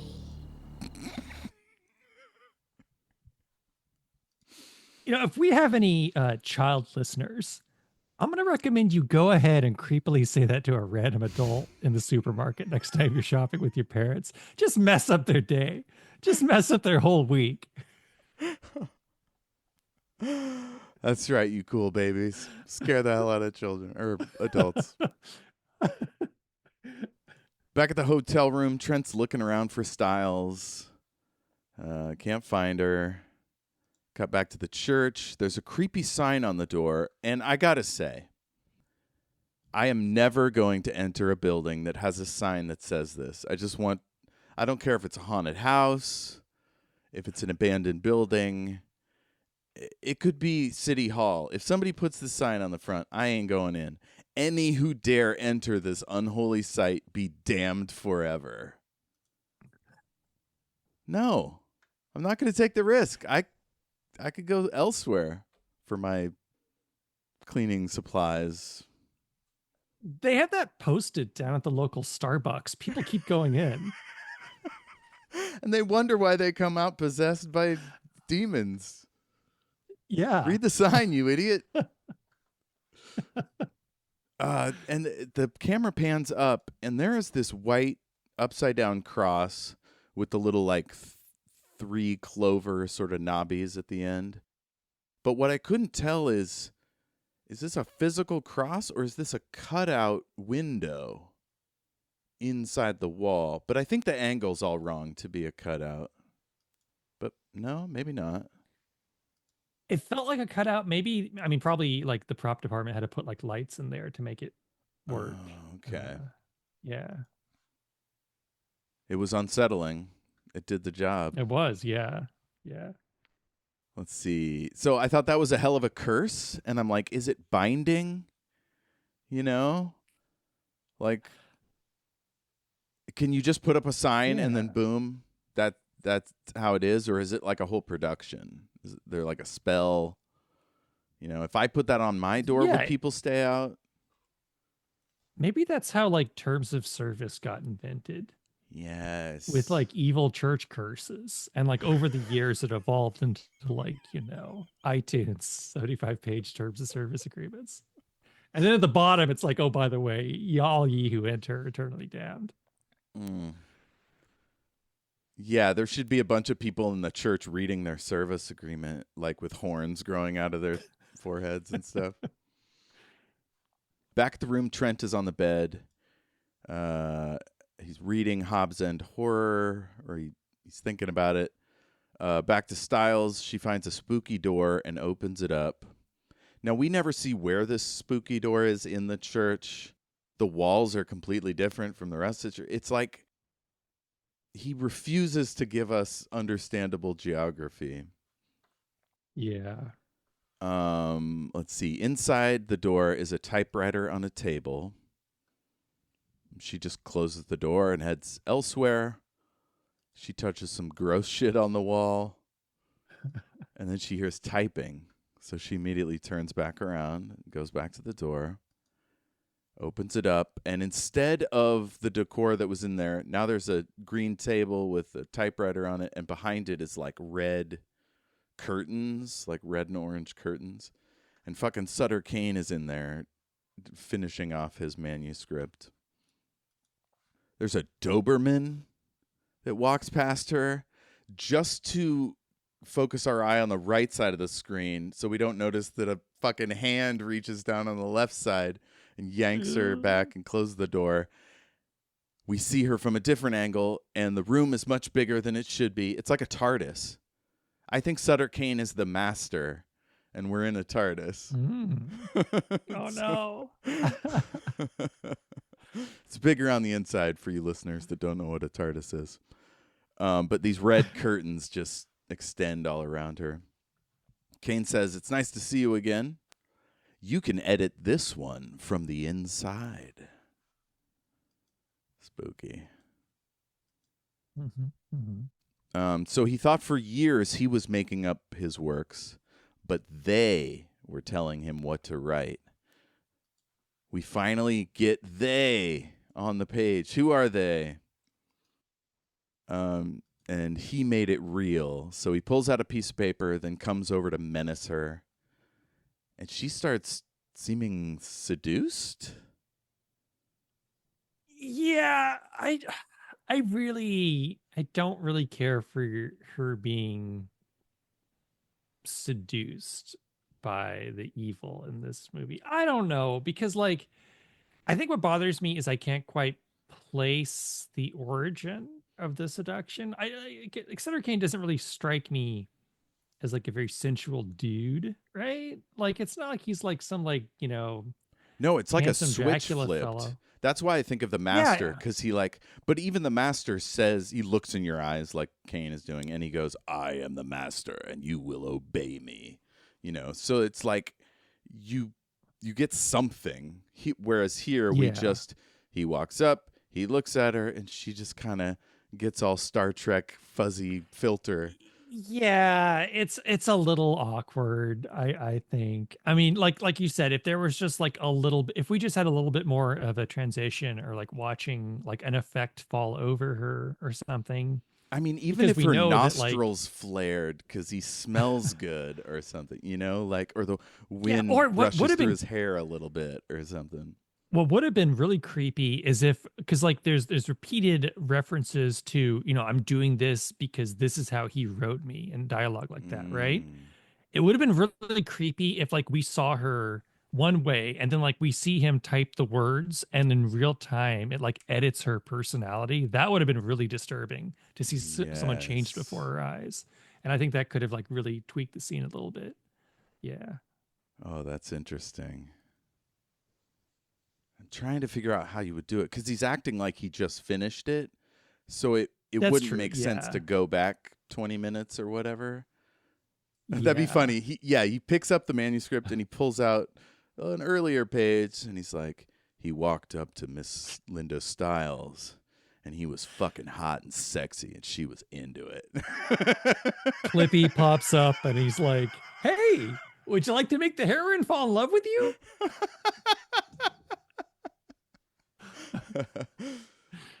That's why we had to get rid of Clippy. So they look at a spooky door with black slime, and he says, "Come, see the instrument of their homecoming, the new Bible." He starts playing with her hair, and then he shows her the manuscript, and he shoves her head down into it, and she sees everything in the movie that came before, but in reverse order.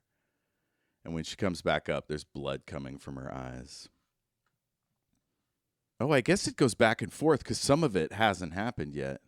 That's wild. Yeah. So he says, "Do you like my ending? Any suggestions?" And he touches the blood on her cheek there. And then she touches his face. And both hands reach around the back of his head. And he's got a fucking Voldemort back there. Oh, J.K. Rowling's taking notes. Jesus. It's a whatever that guy's name was, Quill. In the first book, I think. Yeah. He had a Voldemort growing out of the back of his head. So at the room, Trent tries the phone to know. Oh, I guess we should say, what did you think of this effect, this little Quatto back there? I didn't like it too much, but okay. So this scene, before I saw the movie, Our younger listeners may be surprised to hear there was a show called Entertainment Tonight. It's where a young Jayme would learn all about movies before they came out.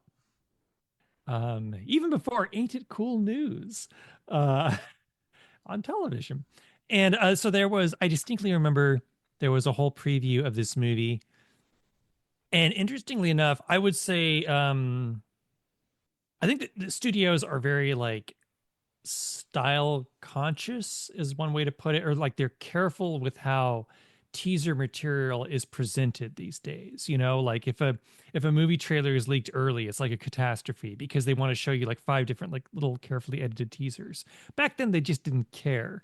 And so like Entertainment Tonight walked on set with like regular like daylight lighting on this thing, on this his back of the head thing.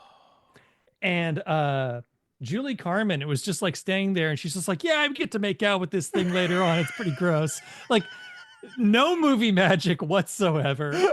It's like watching how the magician does the trick before you see the magician do the trick. What a So nightmare. when the scene finally rolled around, like not only is it a little bit gross, but like it, you know, obviously the movie magic was kind of, and the surprise was kind of ruined for me. But like, it's impossible for me to see the scene without just thinking of their like illusion destroying, you know, preview that they had played on TV. Terrible. Well, I took a picture of it because you can't take a screenshot on Apple TV.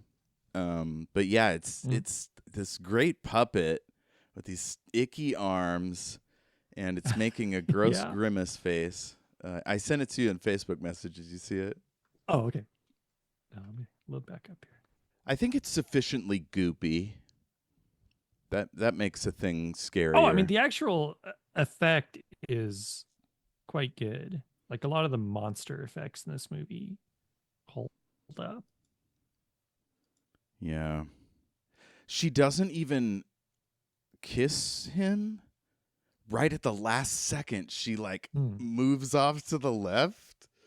It's really odd. It's like, sometimes when I see that in movies, I'm like, do these two actors not like each other and they don't actually want to kiss on screen? Oh. Does the guy have bad breath? Is her husband really like protective and doesn't want her to kiss somebody, you know? There's something going there, unless it was purely the director's vision. Is the Quatto on the back of his head jealous of the kiss? And so like it was like causing tension on set? Kidding. But her finger goes around its lips. He's getting more action than Jurgen Prochnow is. Yeah. They should turn around. Wait a minute. Maybe that's screenwriter Michael DeLuca in a cameo. Oh no. He's like just gloomy to the back of Jurgen Prochnow's head. Yeah. Wow. It's not. That's the only way writers can get into their own movies. Yeah. They have to be a Quatto. Quattos.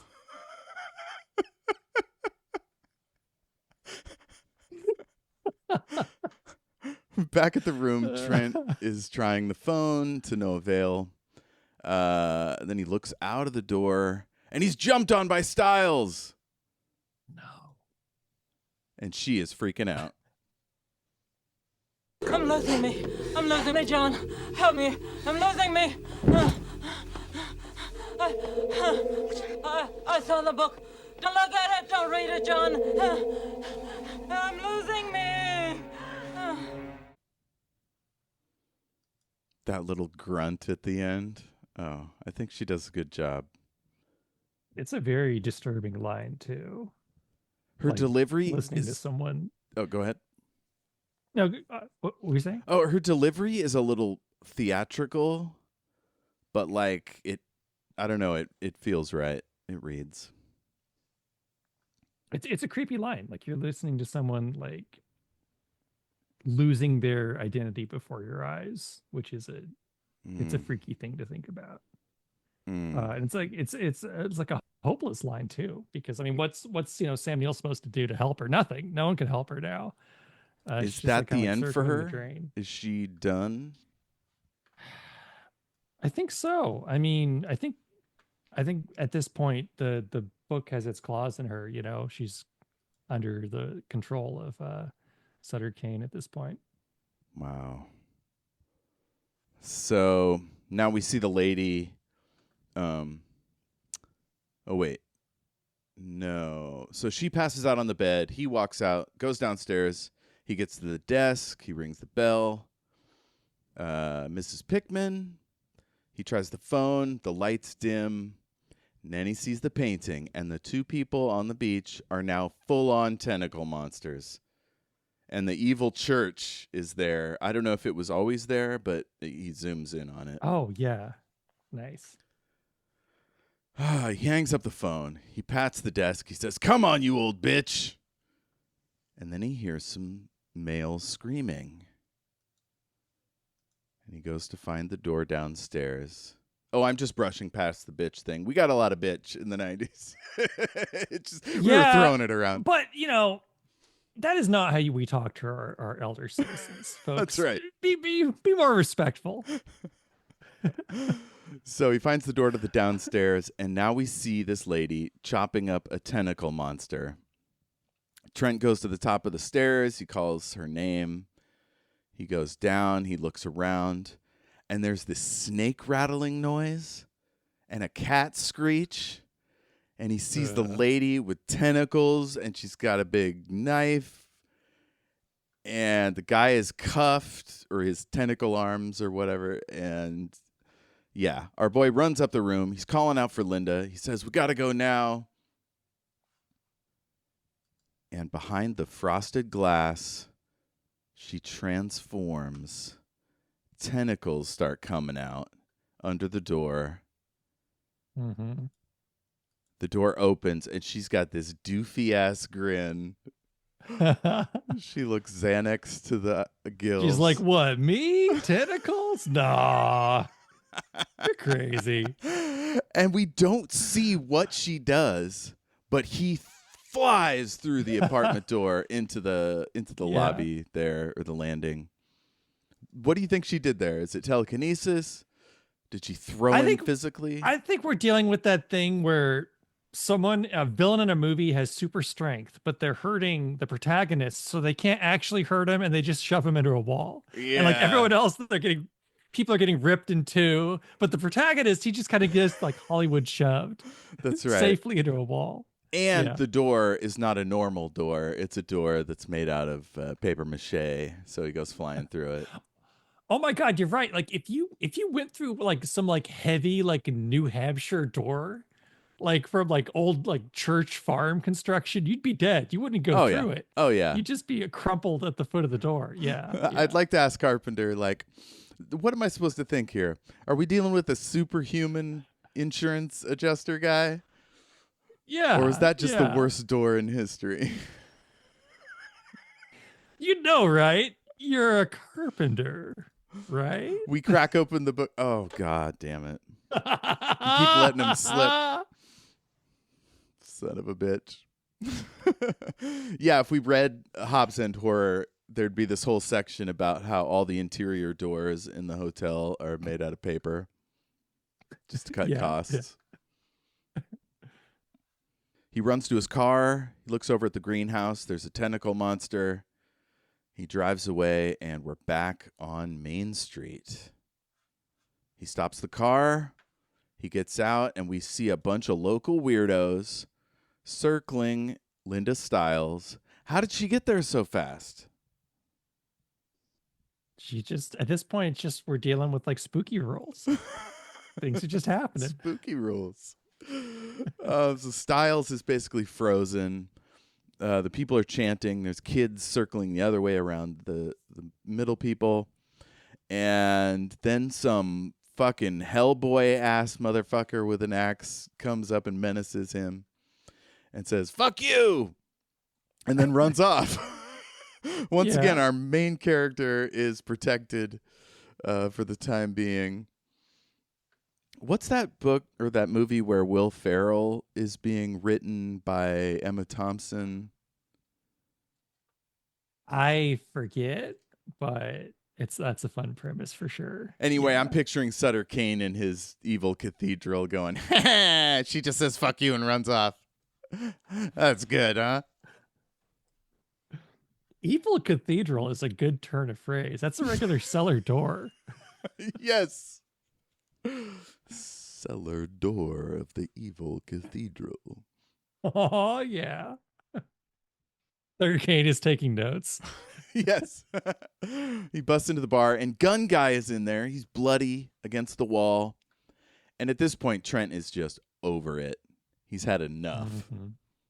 And the guy's like, I can't remember what came first, us or the book.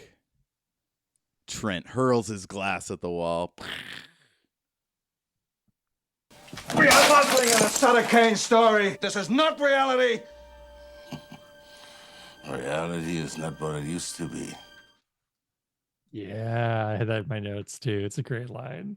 Fuck yeah. That's a real tagline of a line, right? Like you slap that on the poster to the title. Oh, yeah. Reality is not what it used to be. Perfect. So the guy points at this hole in the side of his face. He said his 5-year-old daughter did it. And the guy goes, you're alone. You're alone.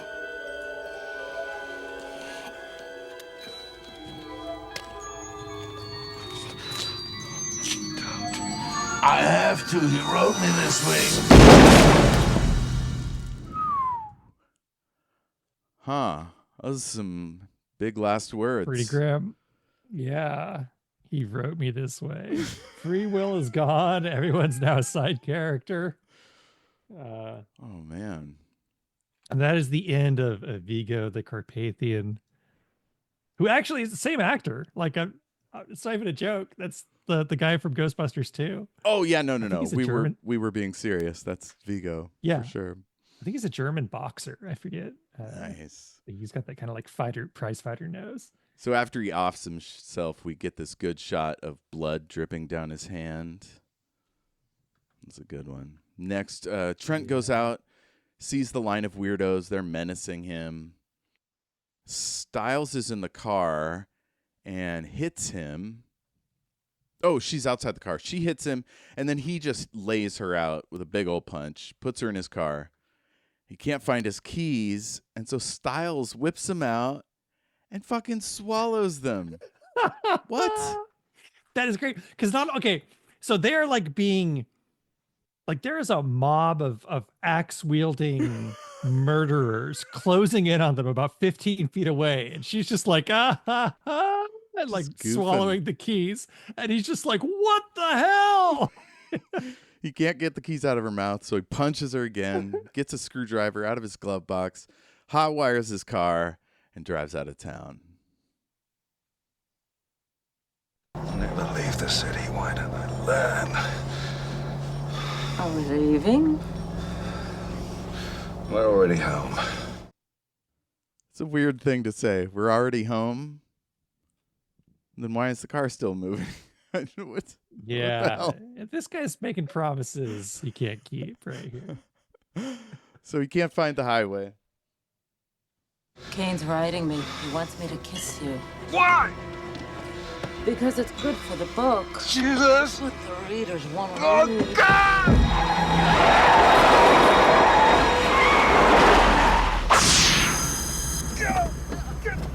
Get away from me!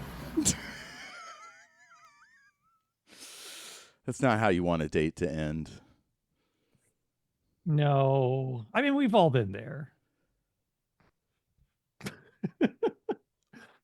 When I was 18, my first girlfriend did sort of get on top of me while we were driving in the sticks at too high a rate of speed. And so I get that part. That's a little dangerous. But I didn't then slam on the brakes and jump out of the car. You didn't yell, Jesus Christ! So he gets out of the car. Go ahead. I will say in John Trent's defense, I wouldn't want to be kissed by someone in the thrall of an evil writer, right? Like that's just a little creepy. Because of consent issues?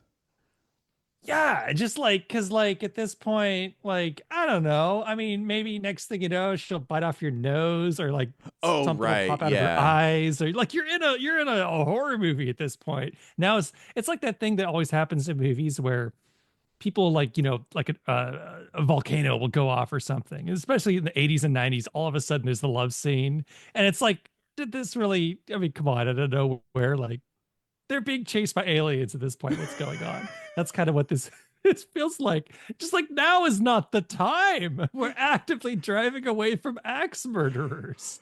So Sam Neill is us as a reader.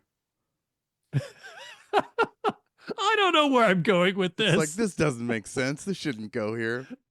And see, me, if Yeah. I was in his position and I was convinced that a writer was doing this, I'd be like, could you just have this be like a normal sexual experience with like all the requisite bits and none of the ear biting or nose pulling off of face kind of stuff?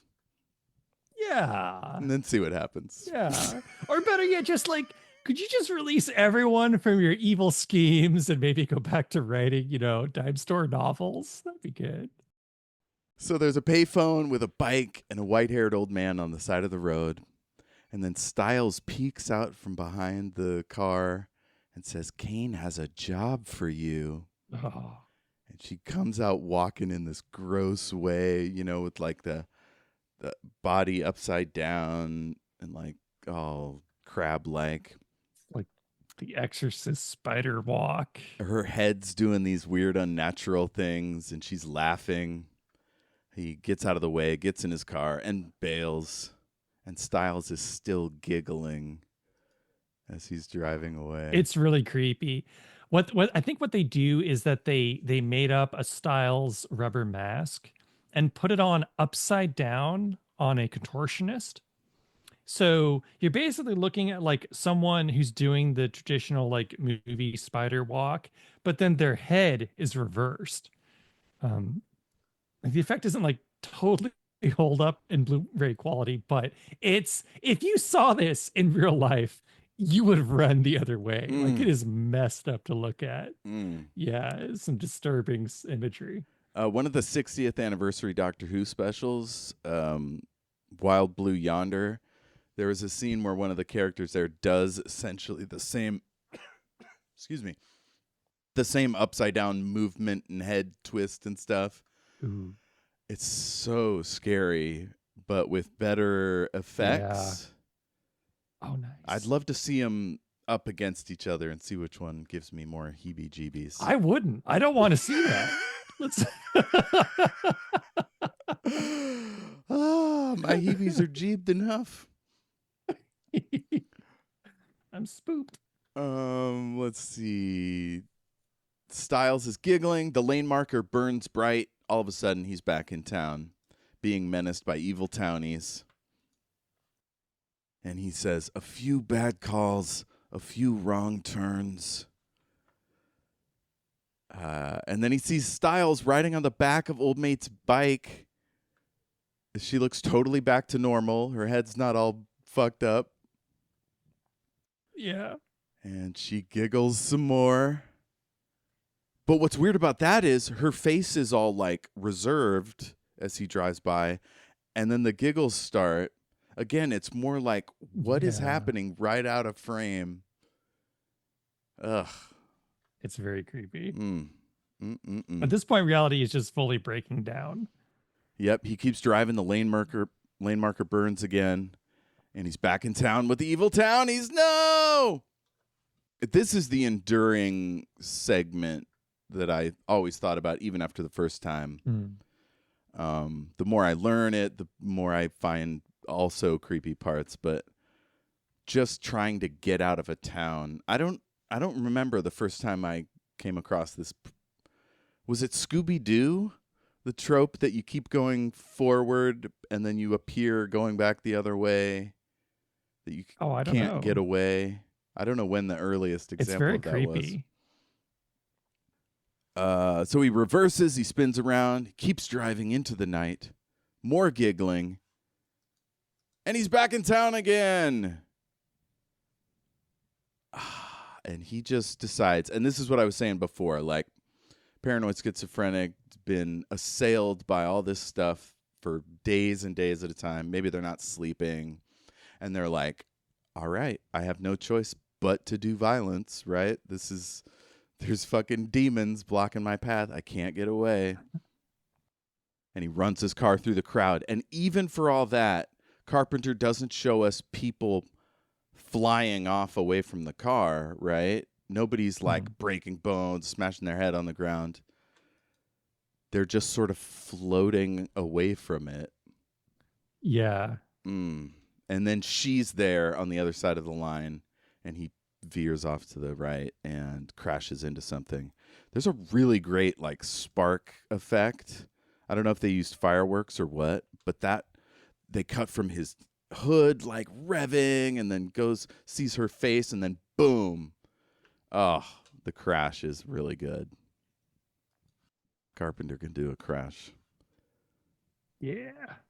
I guess Christine was before this, huh? Mm-hmm. Yeah.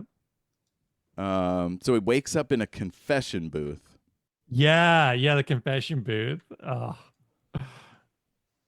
He's breathing heavy. And who's he talking to? He stands up. He's yanking on the door. He sits back down. And we get these really pretty shadows on his face coming through a screen. Maybe the screen that you sit by to talk to a priest. Yeah, I think so.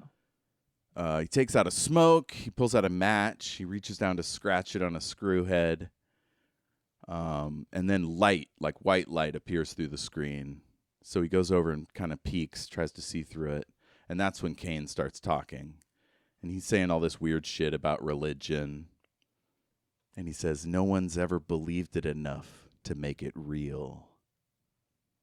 And Trent says, your books aren't real. And Kane says, more people believe in his work than believe in the Bible. And Trent says, there has to be an explanation. There has to be some kind of an explanation for what I've seen tonight. Sort the shit out later, but right now there has to be some kind of a simple fucking explanation. Always looking for the con. Even now you're trying to rationalize. Anyway, your books suck.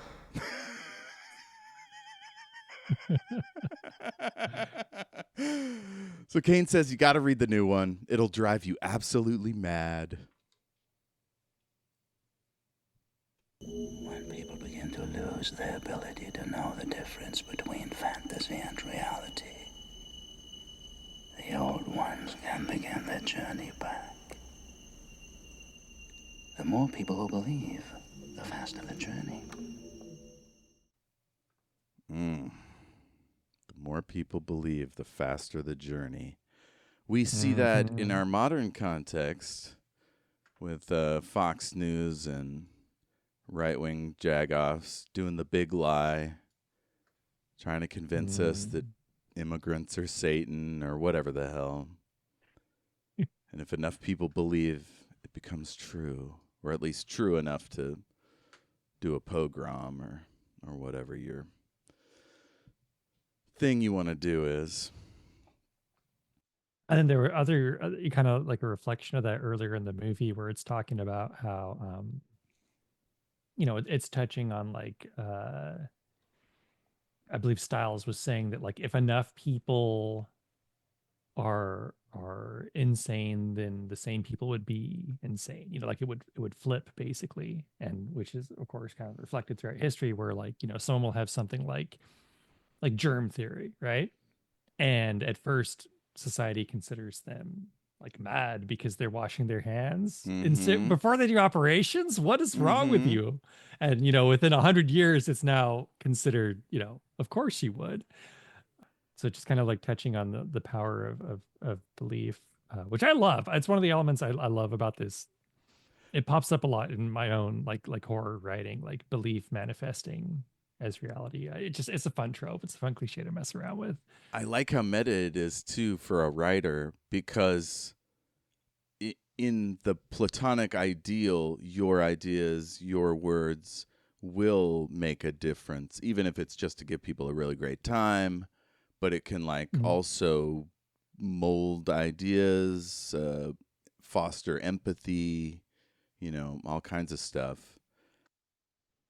But also in the case of media, it can also make a whole bunch of people go back to the dark ages before germ theory. You could almost have like a reverse on this same story where it's Frankenstein's monster thing. Like no one steal this idea. So a cool idea for a book would be someone, writes a horror story that basically like Sutter Kane's the world, but they're not like some avatar of the elder gods, not some like a bishop who's doing this on purpose. They were just trying to write a really scary story. And now like the actual story is about them trying to like now navigate this world that they have ruined through their book. What's that song? I have the name for it. The Death of the Author. Oh, that's good. Yeah. Can I use that? Yes, please. Yes, steal it. It's mine now. It's about how if they're fans, like they're a Rick and Morty creator or something, and their fans go completely vile. Oh, yeah. Yeah. That's true. Like Dan Harmon never intended for anyone to jump up and down on the counter of McDonald's yelling about Szechuan sauce.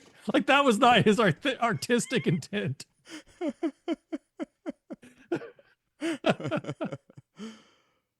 Okay, so this is it. He's trying to make people conflate truth and fiction, because that's just the kind of fuzzy world the old ones need to take over.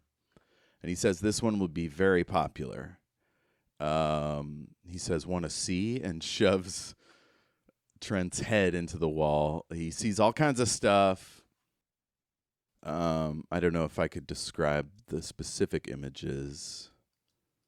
Pushes his head into the wall. Oh, so we see Sutter Kane at the doors opening at the church. Then we see some gross, goopy teeth. Then we see the evil painting. But this is my favorite bit. The evil painting goes black, and we see Linda Stiles with the evil monster face doing this weird kung fu pose with her hand pushing forward. Nice. We get are those playing cards? I think I had to go back a bit. Everything happened so fast. Playing cards on the spokes of the bike. Oh, yeah. Close up on her as his car was running into her. And then the goopy thing's green eyeball. Blood going up a white surface. Yeah, that's my favorite of that montage. That image of the blood like running up is really creepy. And that's the end of the quick montage. And he falls onto the slates inside the evil cathedral. He looks up at Kane typing. Kane finishes the book. Oh, so he wasn't finishing the book earlier. So he could very easily have lifted up a piece of paper and like maybe even read it in his head.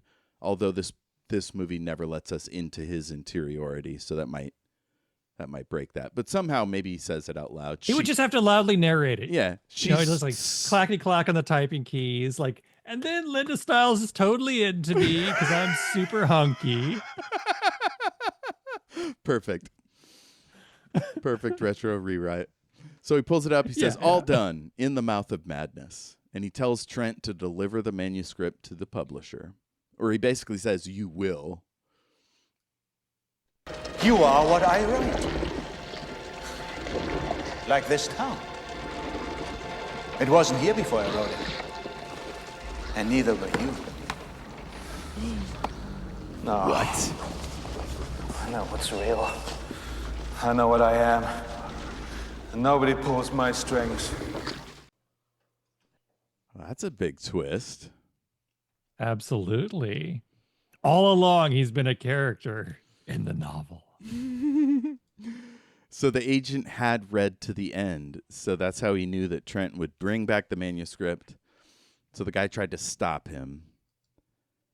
But Kane says he invented him. He orders Trent to go back. Your world lies beyond that passage. And we see this big Event Horizon looking tunnel. Mm-hmm. And then the camera spins and we see some sort of blackness. Oh, the goopy Armus wall behind him. And he's walking towards the dude. And let's see. Go now. I can't hold them back any longer. Kane removes his face, and it reveals only blackness. And then the edges peel forward, and it looks like a flower made of book pages with the rift inside it. Styles is still all dreamy. And then Trent goes up and looks through the black hole. Trent stood at the edge of the rip, stared into the illimitable gulf of the unknown, the Stygian world yawning blackly beyond. Trent's eyes refused to close. He did not shriek, but the hideous, unholy abominations shrieked for him, as in the same second he saw them spill and tumble upward out of an enormous carrion black pit, choked with the gleaming white bones of countless unhallowed centuries. Yeah, an enormous carrion black pit. Spill and tumble is a great line, right? I love that. Spill and tumble you just up. imagine these things. Yeah. Ugh. Ugh, it's like this geyser of monsters is coming at you. No thanks. Oh, you know what that puts me in mind of is the Nazis, the Tool Society. They had this belief that the Earth was hollow, and that if you went inside, like you'd live on the gravity would be on the inside or whatever. Oh, like okay. Like a Rendezvous with Rama style spinning centrifugal force spaceship or whatever. So that's how they would image this, I don't know, hell. I don't even know why they wanted an under-earth hell land, but that was the idea. Let's see. The abominations screech. They tumble upward from the pit of bones. Trent begins to back away from the rip. He turns around. He wants Styles to join him. He says, "Come with me." "I can't. I've read to the end." Ugh. Yeah. So what does that mean? She just knows that she doesn't leave, so she doesn't leave? I think so. Also, I really have to heap high praise on the shot from the point of view of the void, right? Yes. Because so what happened was like earlier, like Sutter Kane, he goes against the wall and he basically turns into paper essentially, and like he's like 2-dimensional and he rips himself apart and rips this hole in reality. So then you don't really see any shots of what this like bone encrusted abyss is, but you see a point of view from directly through the portal looking back into our world. And there are edges of the torn paper bent back, which have words from the novel. Meaning, even though reality looks fine from our end, what's actually happening now is that reality is now just the book. Because as reality bends into their world, we see that reality is just pages in a Sutter Kane novel. It's very messed up. And it's a great looking visual in addition to being kind of like a real head spinner. Yeah, I'm taking a pic of that to send you. Oh, nice. Yeah, you get that cool Event Horizon tunnel behind him, and then the white like paper. Yeah. You can read these pages. You could read it. And it's talking about someone named Carl. Carl, yeah. Yeah. Carl knew within his psyche. Carl called it in his gut. I want these books to be real so much. I would. But somebody has to write them, right? Like you got to I get volunteer. Brandon. Oh, you do it. Yes. Perfect. I'll do it. Perfect. Call up John or that other guy, DeLuca. Be like, yo, let me adapt this. I always felt that way about the sample video game descriptions in Infocom games, like Zork and all those. They'd have little like playthrough examples, and I was like, I want to play that game. They were always like nice. quirkier and funnier than what was going on in the actual game. That's funny. He runs down the big tunnel. Yeah. Multi-legged beastie is pursuing him. This reminded me of, there's a thing in one of the later Dark Tower books. It's either Song of Susanna or the one after that. And they're going down this long, super long tunnel. It every so often has like little stairs down to the next level. And this huge tunnel-size monster is slowly blurping towards them. And they can't see it. They have like a sterno cans for their light. Oh no. And they just know that if the light runs out, the creature will get them. Oh, so scary. They do a great job with these monsters, I think. Like you really only get like, okay, so people will constantly say that, like, you know, Lovecraftian horror is about fear of the unknown, and so it doesn't translate well to movies, right? That's the old argument. It's kind of true. I mean, you know, obviously Thing is very much about the visuals, but in general, it's more about things you don't see. And so they only, you know, they show flashes of like faces and teeth and fangs and feet stomping, like big elephant feet stomping. You never get a good shot of what's behind him, except for right before the shot ends. There's one brief shot of right before the scene ends. There's a brief shot of like, it's like 8 or 9 of these creatures behind him. Yeah, everything comes into focus. Yeah, and it's on screen, I would say half a second. And the amount of work that they put into these animatronic, I think they had these things on like a wheeled rig with like automated legs walking behind Sam Neill.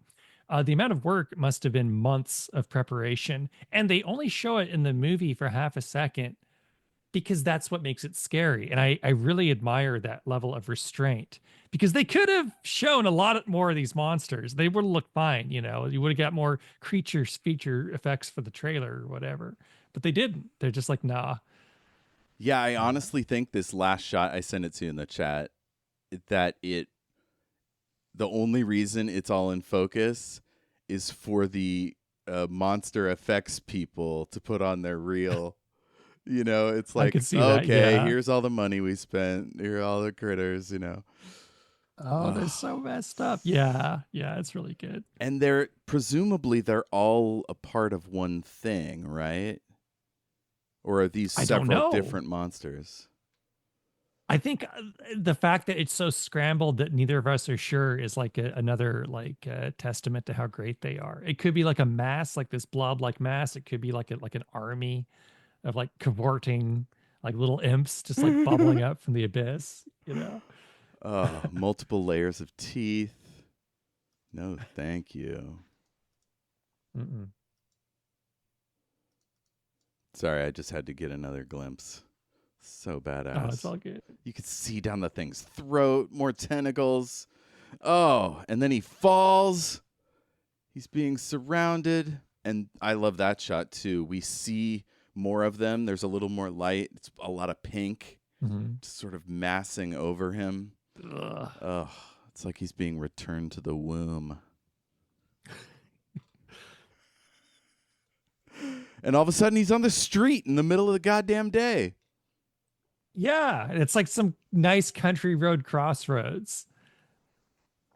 He sees a windmill and then a blonde paper boy.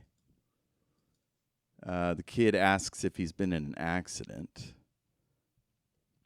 And he just says, point me to the highway. Kid points straight up. The kid turns down the way, just a different road. For some reason, I was thinking that's the way to Hobbs End, but if so, the kid doesn't say. He asks if he's ever heard of Hobbs End. The kid shakes his head, and he starts walking. And then a truck pulls over to give him a lift. And behind the wheel, it's Large Marge. Oh, no! No! On a night just like this. And so I'm going to need our listeners to do a little editing to put Large Marge into that truck. I think that could be fun. So now we're at the Woodbine Motel. It's not as fancy as the Pickman.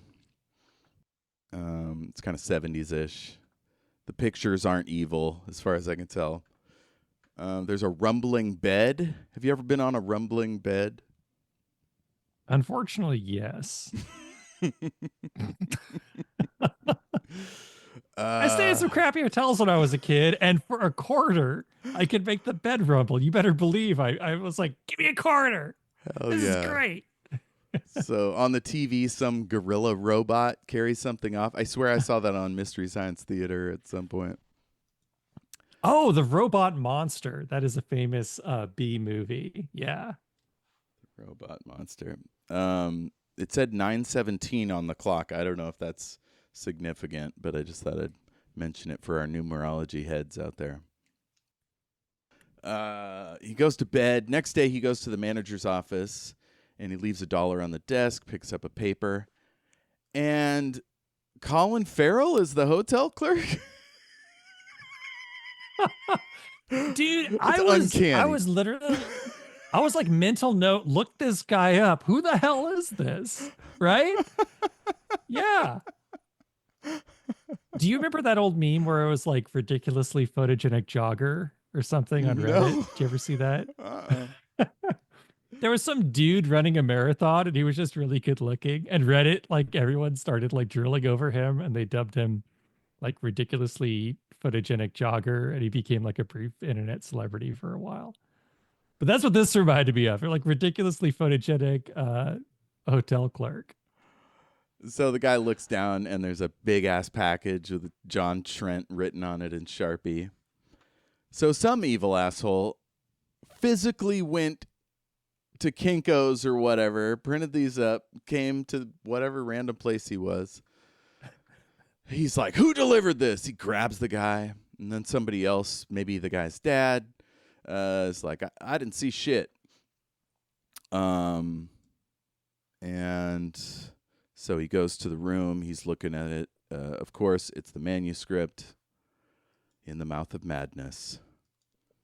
Mm-hmm. Now he's on a bus. This lady's going on and on about what it was like during the Depression. Bodies piled 2-3 feet high off the gutter. And then he wakes up on a seat next to Sutter Kane. No! I'm God now, you understand? Did I ever tell you my favorite color was blue? Dude wakes up, he's on a bus where everything and everyone is blue. Ah!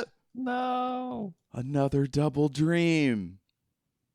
Did the blue bus, what did you think of that? I was afraid the whole end of the movie was going to be in blue. Oh. I was like, oh no, that's so wild. Oh no. But it was just a double dream. What about you? Yeah. I always thought it was pretty freaky, and I think it's kind of like a testament to, it's kind of a bold move, because I mean, I would totally get it. People thought that scene was just funny, right? Because it's kind of funny, but like, you're also seeing someone have this kind of like agonizing break with reality before your eyes, as like John Trent is just like, at this point he's realized that like now Sutter Kane has full control over everything, right? And yeah, it does turn out to be a dream, but like for a brief moment he's just like as the Sam Neill meltdowns begin. Yeah, now it reminds me of a crime that happened on a bus in Canada. A schizophrenic guy just started cutting up people on the bus, just stabbing away. Oh, wow. Afterwards, he couldn't remember a single second of it. I think he might still be in the hospital, but yeah, it's... Yikes. When you don't know right from wrong, you can't be convicted, right? Yeah. Yeah, the bus driver died, I think. Next, we get some poor customer service. Are you deaf and dumb, sir? I was just there in the town, in that town, and there were people there, and shops and homes. And I don't doubt that. What I'm telling you for the 10th time is that it couldn't have been called Hobbs End. There never was, is, or shall be any such place by that name in this state. Ever. I want to see your supervisor! Oh, man, he's gone full Karen. Mm-hmm. So he's losing it. He walks by the freshly repaired Hobbs End horror posters. He walks down the alley. There's no cop beating anyone. And then we get to the office of the publisher. And Charleston Heston is like, I like your story. I don't believe it, though. Yeah. Trent says, I'm not crazy. And Heston says, there literally was no one named Styles with you. I sent you alone. Look, do you think those books somehow infected you? Listen to me, Harklow. Everything I've said is true. It's real. And that's why I had to destroy the last manuscript, you know. But I know that's not true. You delivered that manuscript to me months ago. To me personally, in this room. What? Yeah. Such a great reveal. That's just mean. We're watching this movie. We want to know what those weeks were. What? And he's like, you got to stop this. And Heston's like, stop it. Like, the movie's about to come out. Like, yes, they've already published the book. This. It's been 7 weeks. Now, I got to say, how do you make a movie in 7 weeks? But, you know, it's a movie. Yeah. He says, have you read it? And Heston says he doesn't have the stomach for it. Trent says, pull the book. Folks are going to go crazy. The movie comes out next month. And outside the bookstore is this huge line. There's a guy talking on the radio. An apparent epidemic of paranoid schizophrenia. It's become a global epidemic. Seemingly unmotivated acts of violence. And Trent asks this kid if he loved the book. And he says, what does he say? He's got blood coming out of his eye, and he says, love it. And Trent says, perfect. Then this shouldn't come as a surprise. Thwack! Swings down the ass. Swings down the ass. Oh, sorry, I should set this up. We're back in his cell with David Warner, crayon crosses. Just because you know the symptoms doesn't mean to say your story is true. It's Kane's story. And it'll spread with each new reader. That's how it gets its power. What about the people who don't read? There's a movie.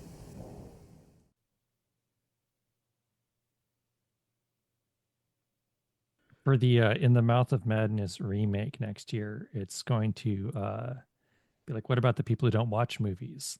Well, there's the In the Mouth of Madness TikTok.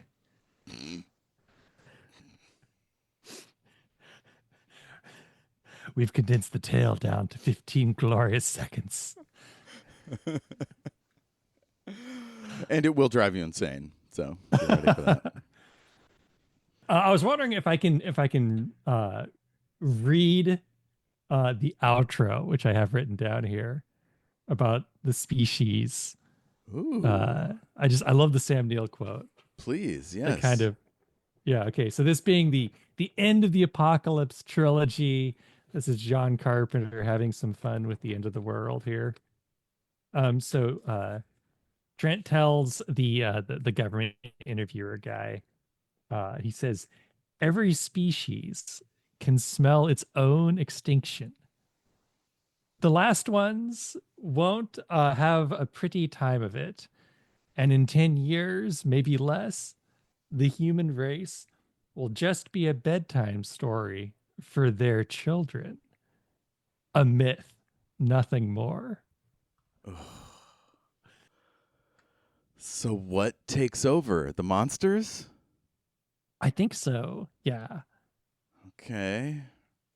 So after that, another doc whispers to our investigator, looks in the cell.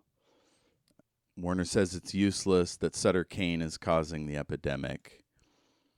Saperstein asks if he reads Sutter Kane.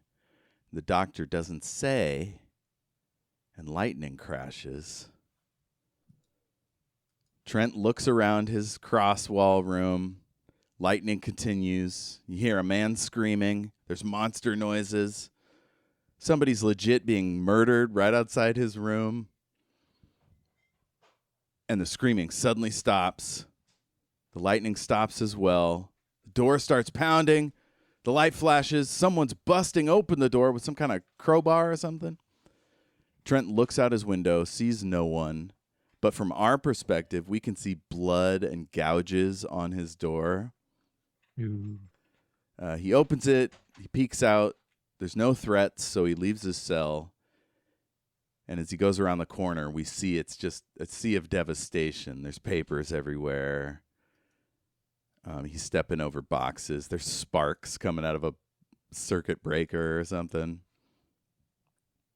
And a gorilla-like creature just passes the lens with a cat screech, you know, like you do. I hate it when that happens.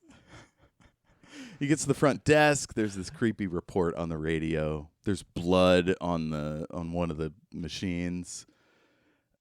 The radio says it's worldwide. People are doing violence. There's also mutated people. We go out to that great exterior shot of the water plant, and there's papers all across the lawn.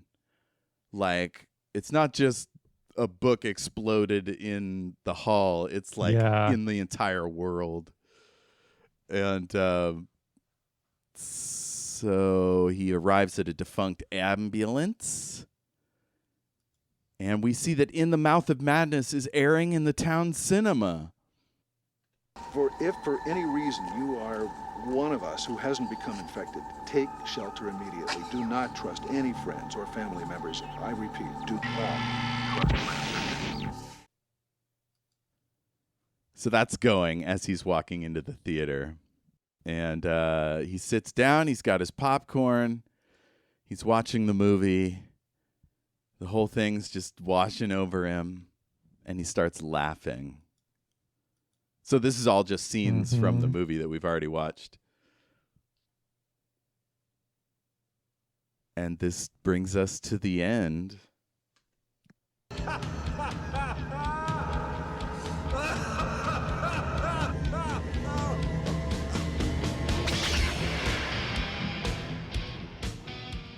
What did you think? So good. Like the acting here is incredible because you're watching someone trying to portray basically like agony and grief about themselves that they find hilarious. It's very strange. And like it's like someone being forced to laugh at their own execution. Like it's bizarre. And like the way his head bends back, it looks like his neck is about to break, and like he's like fluctuating between thinking it's hilarious and sobbing. I don't know. It's a hell of a performance, and it's such like a fun note to go out on, right? Like you're not watching the main character die.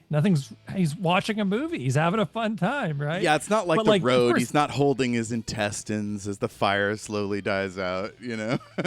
Yeah. It's almost like he's giving himself over to this thing. And like I'll often say that, like, you know, plenty of especially like Blumhouse Hollywood horror movies will try to end on like a jump scare, so the audience is kind of like, artificially in a good mood as they file out of the theater. They don't want things to be too bleak and too horrific. Here, clearly this is one of like the worst endings of any horror movie. Like compare this to your average slasher or something. Right? This is bad for humanity, bad, right? But it's weirdly fun. Like it's this weird upbeat ending where you're just like, oh, okay, I'm in a kind of a good mood, but despite the fact that it's all over, I guess. But yeah, I love it. I think it's a brilliant ending for the story. I may be misremembering, but I felt like right as the camera leaves him, he starts to cry or like lose his laughter. Oh, no, for sure. I mean, what he's doing is like midway between like a sob of grief and like howling with laughter. It's the weirdest thing. Like it's an incredible performance. Cause again, like this is stuff where I could see a lot of actors trying to do this and not pulling it off. It's like trying to imagine someone else doing a Bruce Campbell role. They do okay, but like I can't imagine anyone else in like Evil Dead 2 or whatever. You know, you need Bruce Campbell in Army of Darkness. And I think you need Sam Neill for this movie. Yeah. Oh, so brilliant. Well, we've come to the end. This one just like slams you, and like, what do you say after it? Yeah. Good luck trying to go to bed after this one. I don't know. Watch a comedy before you, before you go out in the dark. Yeah. Load up some cute cat videos on YouTube and chill out for a while. Yes. Wow. Yeah, I really like it. And it gets better the more you know it, I feel like, or at least it has for me. Because you get to like have that suspense once you know kind of the beats that are coming. You're like, oh, he's not going to like this. Yeah. It's almost like seeing a friend watch your favorite horror movie. It's like that's the kind of, oh, that's weird. I'm having a film paper like moment. That. Ooh. Especially with him at the end, he's just fully bought in. He's fully just loving it or experiencing it. And hopefully your friend who's never seen it before, that's kind of the vibe they're going through. Yeah. You know, it's funny you say that because typically I tend to separate horror movies that I recommend into two piles. And I think that there are good party horror movies, you know, like all the Friday the 13th, Nightmare on Elm Street kind of stuff. You're going to watch it with a whole crowd of people and like laugh and yell at the, you know, scream or whatever. And then there's movies where I'll specifically ask people like, please just like watch this on your own with the lights out, because that way you'll be scared. Like, you know, I would not recommend Banshee Chapters, one of my all-time favorite movies. Don't watch that with a group of drunken friends. It'll ruin it for everyone and it won't be scary. But if you watch it on your own, it will mess you up for life. And so this is, I kid you not, the only movie I can think of that I think works equally well. If you watch it alone, it's this very like creepy, like nihilistic, like implications, like, oh man, this is awful. But you can also watch it with your friends, and it's this wild, colorful, over the top, goofy. People are getting thrown through walls. There's tentacles. There's fun visuals. You know, it's big acting. It works almost as well both ways, and I really can't think of a lot of movies personally that I think work equally well for both. That is so cool. Like the one movie I was thinking really has a good comp with this is Jacob's Ladder. It's got tentacles, it's got spooky visuals, it's got some people acting strangely. But watch it at a party? I don't know, man. That's going to bum everyone out. Yeah, right? Yeah. That's the other thing. Like, this is a horrifying end of a movie, but it leaves you on an upbeat feeling, which Jacob's Ladder does not. That'll just, people will be mad at you. You might be happy that his suffering's over, but that's a little different than everyone on Earth is a monster. Yeah. Oh, man. Gosh, I keep thinking like, where do we go from here? And it's like, I don't even know. Like on Shattered Worlds, we'd be like likes and wishes, you know, like, yeah. Oh, I guess what's next? What should we cover next? Do you want to go to the big board? We could. Do you have Prince of Darkness on the big board? I just watched it recently. It's not really my favorite. Yeah. I think if I was to watch, yeah. I think if I was to watch another Carpenter in this vein, it would be Lord of Illusions with Scott Bakula. Wait, that's a Carpenter movie, isn't it? Let me make sure. So it's a Clive Barker. Yeah, but I thought it was directed by. Let me see. No, this is directed by Clive Barker. No shit. Oh, okay. Yeah. I've had that wrong my whole life. Oh, no. Well, if you want something a bit weirdly similar, check out Lord of Illusions. Yeah, so this Prince of Darkness would be the third in the Apocalypse trilogy.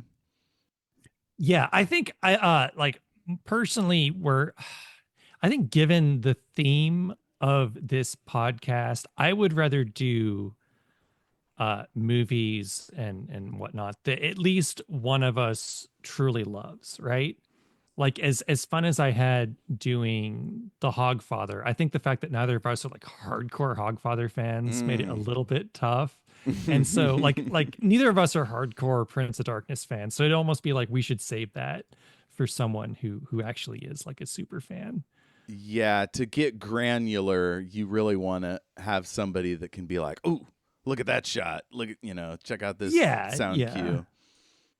So let's go to the list. And that was a horror. So let's dance around a bit. We've got weird fiction / miscellaneous. Twin Peaks is there. Twin Peaks: The Return. What Remains of Edith Finch. Severance, which just started season 2. Pink Floyd's The Wall. So that's that stuff. Then, of course, sci-fi. Got a ton. Fantasy. We have a ton. Are there any like weird fiction books or story collections? Okay, so there's House of Leaves, which is a book so weird that you have to actually have it in person to talk about. Yeah. Dave H. wants to do that. Or he would reread it, he says. I don't know if that means he loves it. Lindsay, that was one Lindsay recommended. That was the first weird book on the list. And yeah, I think I just need to buy it and read it. And if I find it fascinating, then I'll do it. But yeah, would you rather do weird, fantasy, or sci-fi? I'd say any of those. Like, I think it really depends on more of like the actual. Okay, I'll put the numbers together. So 82 plus 84, that's 166 plus 12, 178. It's going to be science fiction. The Area X trilogy by Jeff Vandermeer. So Annihilation. Yeah. Man, Lovecraftian, a little more contemplative and quiet. One major plot point is that people forget who they are and what's going on when they're there. Oh, I've read Annihilation. And I've seen the movie. I haven't read the second 2 books and the. Wait, am I mixing that up with the Southern Reach trilogy, or is that the same thing? I think that's the same thing. Okay. Annihilation. Yeah. Southern Reach series. Annihilation, Authority, Acceptance, and his most recent novel, Absolution, published in 2024. So that's a big yeah. What do you call it? Unless we were just going to dip into the first one as like a listener, like you might enjoy this. That might be too big a project. Just watching Annihilation, the film with Natalie Portman, could do it. Yeah. I just saw it like 3 days ago. So then you should be able to say, yes, I want to talk about it. If I would not, say, we should roll again. Yeah, we could re-roll. I think that, yeah. I would, yeah. I've been meaning to read the rest of the books, but it is now, I know there's now 4th one I'd have to read, like, criminy. I struggle with how to talk about it because it's so quiet and like interior. Yeah. That I'm afraid I would get like really quiet and NPR, like boring. That's not fun radio. So we'll stick with science fiction. So we got 84 of those. 36. The Twilight Zone. There's like two or Feels three like another different one that series. might be too big. Yeah. There's a movie. Oh, no, I would never try to do it in order. No. It's not that kind of show. I'd probably be like, do you want to do the ones made by Get Out guy? He produced a short series. Oh, yeah. Or your favorite episode from the classic. Or the movie with Bill Shatner, Lithgow, all that. Yeah. I think it would go for a reroll. See, now I feel like I'm going to be asking for too many rerolls. No. That's just how this process works. We want the best, the thing we think we could talk about the best. Yeah. Holy shit. This, here's another one that Dave just absolutely would love to be in on. It's Akira. Oh, wow. Legendary anime. My favorite. Definitely of its time. It starts out with like a dog murder, pretty quickly rolls into a little sexual assault, and then it goes so wild, bonkers. Just everything you want in a spooky thing, and it ends in kind of a Lovecraftian way as well. So it's, yeah. I would love to do that. But not necessarily this time. What do you think? Yeah, maybe wait. I mean, I wouldn't want to swoop in and steal it from somebody else, too. What did I roll here? Oh, I rolled a 1. Oh. Just a 1? I think we have to do it. Yeah, it's the Fallout TV series. Or the game. Oh. We could watch a playthrough of the game. Fallout. Oh, it's one of the best series I've watched in years. It was so good I immediately turned it on and rewatched it, which I've only done with like Silo and Star Trek. I think that's about it. Even a really good Doctor Who season I'll have to like let sit for a while. So it's the lead actor played Gwen. Is it Gwen? Gwyn? Anyway, she played a character from Star Trek Prodigy who was really great. She was just a voice actor. And so when she turned up, Ella Purnell, and so she turns up in Fallout TV in the blue jumpsuit, and it starts out all happy and just goes what you would expect, the post-apocalyptic overground people invade and like kicks off this whole Fallout-y journey. There's genetically engineered monsters.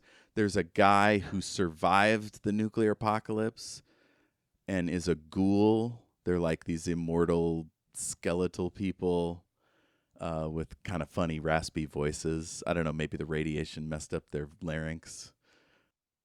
Yeah, I probably need to gargle more radiated water. Exactly. There's radiated water.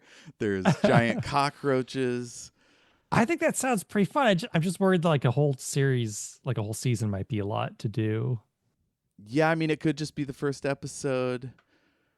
All right, I'm rolling again. 19. Okay, yeah. Star Trek Deep Space Nine.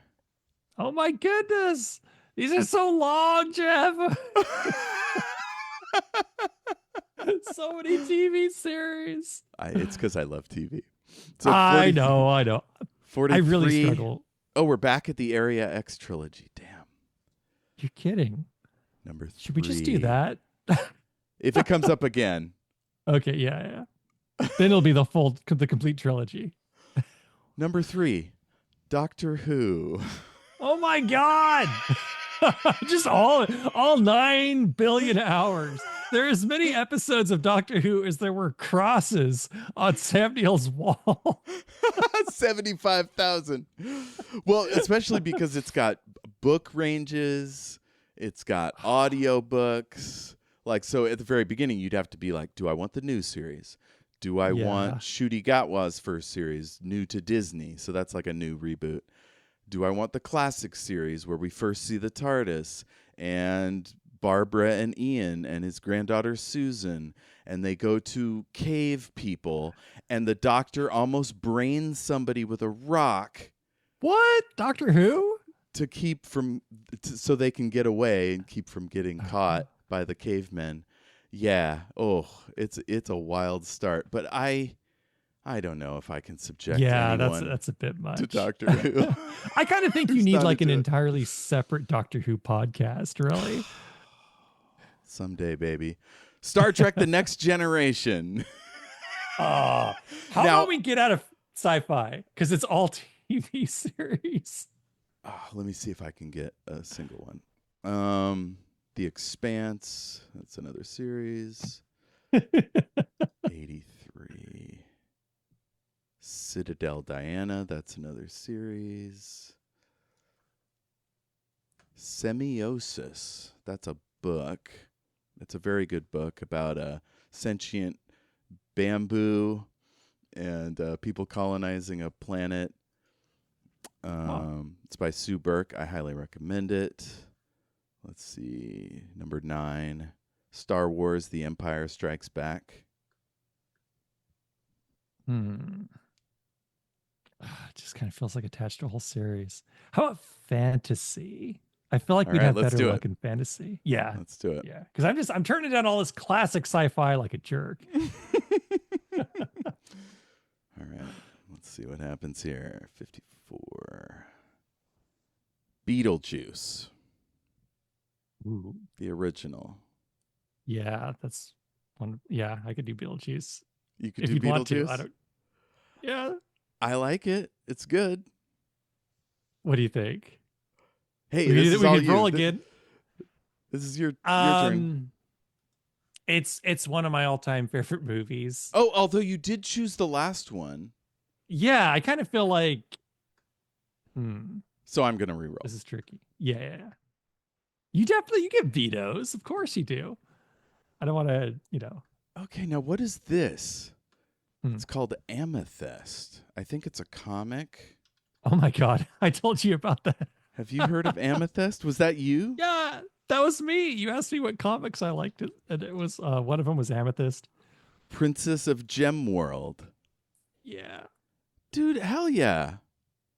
Let's find us an Amethyst comic. I'd be down. How do you find them? Where are they available? So it's DC Comics, it looks like. Online. Is there like a DC subscription service? I don't know. It feels like there definitely should be. I found something called Read All Comics. Oh, that just lifted it right up and put it online. Whoa. That feels like there cheating. was. It looks like there was an Amethyst Princess of Gem World official trailer. Did this ever come out? Like a TV show? A TV show? Like on the DC channel back when that was a thing. I'm watching it. I guess they might not have ever made it. Oh, that looks awesome. But that can't possibly Yeah, be that what you sucks. read as a kid, right? No, I mean it's probably based on the same story or whatever. The one I read was just like the old comic book. Let me find it. 1983 DC first series. Yeah. There was. It looks like there was an 83 to 84 run of about 12 issues. That's much more like it. Okay. So on Amazon, the first one is $9.97. Okay. Yeah, I'm into it. If you're up for it, let's do it. Yeah, I'd be down. Yeah, I don't see any place where you could legit read it online. DC has failed us. Does DC have like a subscription service thing? Read DC Comics instantly. Select your plan. Oh, so it's either $8 a month, $75 a year, or $120 Ultra. I will say, if you hop on eBay right now, a couple of people have Amethyst Princess of Gem World issue 1 for it'd be like $5 to $8 shipped. So if you Okay, don't want to like great. subscribe to an entire month of digital comics, you could just get like an issue. Okay. Either way, I would be down. I think it'd be fun to take that trip down memory lane. It looks like she's a blonde kid in blue jeans that goes through a portal, and her hair gets blown out. She gets purple magic powers shooting. She's got a fancy dress.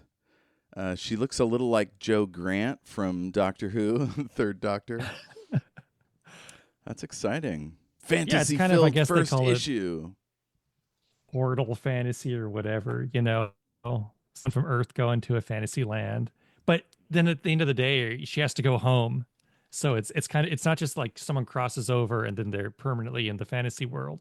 It's freely traveling back and forth somehow, from what I recall. So you then have to deal with your real life problems too, homework and all that. It was fun as a kid. The original is much less Archie and Betty and Veronica. It looks the more original was serious. like a Conan kind of a deal. Or there was another comic at the time called Warlord, which was about this guy who was, I think, a surgeon from Earth who crosses over into like a Conan world, and he has like a gun. So that's how he's going around kicking butt in this like swords and sandals sorcery planet. Is he's got his gun with him, which seems like cheating. But Amethyst was similar, and that you've got like an Earthling going over to a fantasy land and kicking all kinds of butt. That's great. Yeah. Well, if I can track down that picture I just took, here it is. Plus, I can all but guarantee there are few competing Amethyst podcast episodes. That's right. Let's see here. I'm sending the screenshot to the chat. Let's see if this is the one you remember. The one I was looking at was from 1985. Oh, yeah, that's the one. Yeah, I may have even had this issue. Hell yeah. The dude behind her is like the villain. He's got like this weird kind of like zebra stripe makeup. Cool. All right, listeners, stay tuned for that. And as always, we might pull an audible. Like Jayme and I had talked about doing Strange New Worlds, and then he was like, you know what? I need some John Carpenter. And so we did it. We made it happen. Yeah, we might still go back to Prince of Darkness, Big Trouble in Little China, Who knows what'll happen? You can't hold us down. You can't tell us what to do, listener. You're not the boss of me. That's right. That's right. Okay, I'll make a note here that that's what we're doing next. Amethyst, 1983. See, all we needed to do was roll 20 or 30 times. No big deal. Yeah. It just took 45 short minutes, and we found what to do. That's right. All right. How do people find you on the internet? Oh, wait, no, recommendations. Do you have any recommendations? I mean, just everything John Carpenter ever made is good. I find they're all of them. Of course, The Thing, They Live, all good. If you like the kind of chaotic world coming undone, like people running around with axes, downfall of society, but you don't like zombies, a couple of movies you can watch is Needful Things, which is based on a Stephen King book. It's got Max von Sydow and Ed Harris, or Ed Helms. I forget which it's Ed Harris. but it's got one of the Eds. Yeah. And another one is a terrible movie, but I kind of like it. It's called Shadow Builder. It's real bad, but you get to see the downfall of a small town that's infected with evil. It's ostensibly based on a Bram Stoker novel. It's not really. And it's got some fun, bit parts. Tony Todd's in it. And he's playing this kind of fun. He's kind of like a fishing boat captain or something. And when he sees that society's collapsing and everyone's going wild, he starts setting up spotlights all around his property to keep them at bay. And so he's a really colorful character. And Michael Roker is in it as some kind of like Catholic hitman or something. It's a very cheesy movie, but it's got that kind of element of chaos that the end of this movie has, where just everything's going to shit. So if you want to see bad in the mouth of madness, look up Shadow Builder. I like it. That sounds fun. How about you? Any recommends? I have done so many of these episodes recently that I've burned through like every conceivable recommendation. Fair enough. I'm going to start repeating myself. Check out Legend of the Condor Heroes by Jin Young. It's my favorite fantasy series. It's my favorite book series.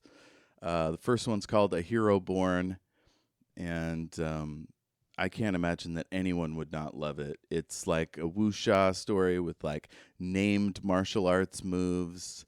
It's a YA story because the two love interests are like 17 or 18.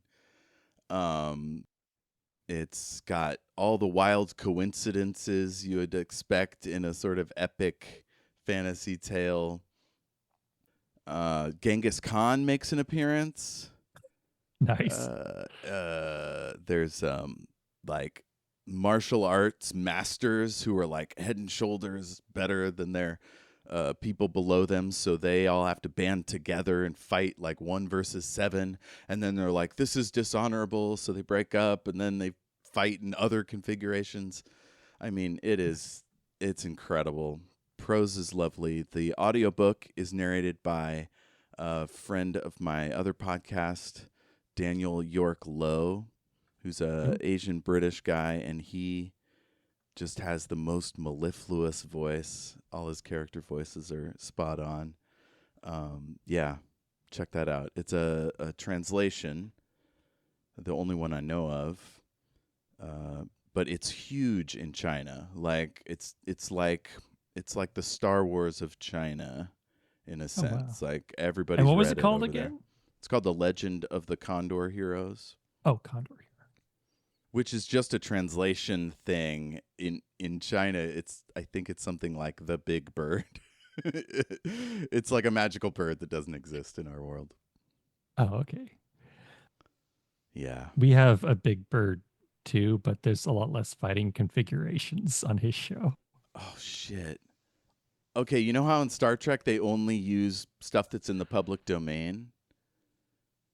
Like for their holodeck programs and stuff. They should do one of Big Bird as a kung fu fighter, a sort of Enter the Dragon with Sesame Street characters. Enter the Dragon with Sesame Street characters may be the greatest pitch I've ever heard. We need to get the Jim Henson Company on the phone and make this happen. I mean, Snuffleupagus would clean up, obviously. He's invisible. Oh, yeah, yeah. I mean, how do you even fight that? How do you score that? Although, would the judges just not believe he exists? Oh, I thought you meant musical score. I was imagining what Hans Zimmer would come up with for a Snuffleupagus. Yeah.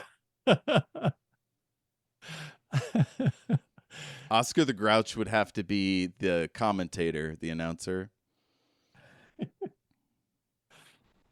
I was going to pull up a quote. We end these shows with a quote. Oh, how do people find you on the internet? Oh, I'm on the Shattered Worlds podcast. And I'm on YouTube as Brandoff the Off-Brand Gandalf. Hell yeah. Of course, you can get at us great and secret knowledge at gmail.com. Suggests more stuff to add to our giant selection list. Tell us what you think of the show. Share quotes. Put them on social media. Tell your friends. That's how we build this big old thing. And if you know somebody that you think would make a good guest, let me know, and I'll try to hunt them down. Right now we're doing Star Trek Lower Decks. We just did a great interview with a guy that met DeForest Kelley as a child, and then over time at conventions, like built a friendship. And that's a great story. Check that out. That's Chris Smith. I did an interview with Lois McMaster-Bujold, who wrote the Vorkosigan saga. Sophia and I did that. There's just so many things that we cover, so surely you'll like some of them. And coming up next, we have the Bartimaeus trilogy, the War Game. Yeah, too much show. And I'm also on Shattered Worlds RPG. That's a comedy show. It's set in the world of my novels. It's space. It's starships. It's wizards. It's got it all. and Omniversal Escapades, which is an actual play. We do it live on Twitch, twitch.tv/Omniversal Escapades. And those are all archived at youtube.com/Omniversal Escapades. So go there to find out all about that. And Jayme is in the first series of that show, our Monster of the Week campaign. And he can testify. It's a fun show. It's Good great. place It's to be. great. Yeah. There's a guy with swollen testicles who swears you wanted to get out of here. I'm sorry about the balls.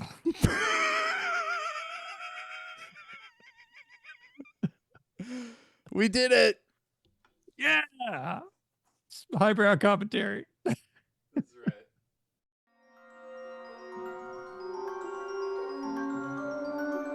A huge thanks to James Lark of jameslark.co.uk for providing our wonderful theme song. Thank you, James.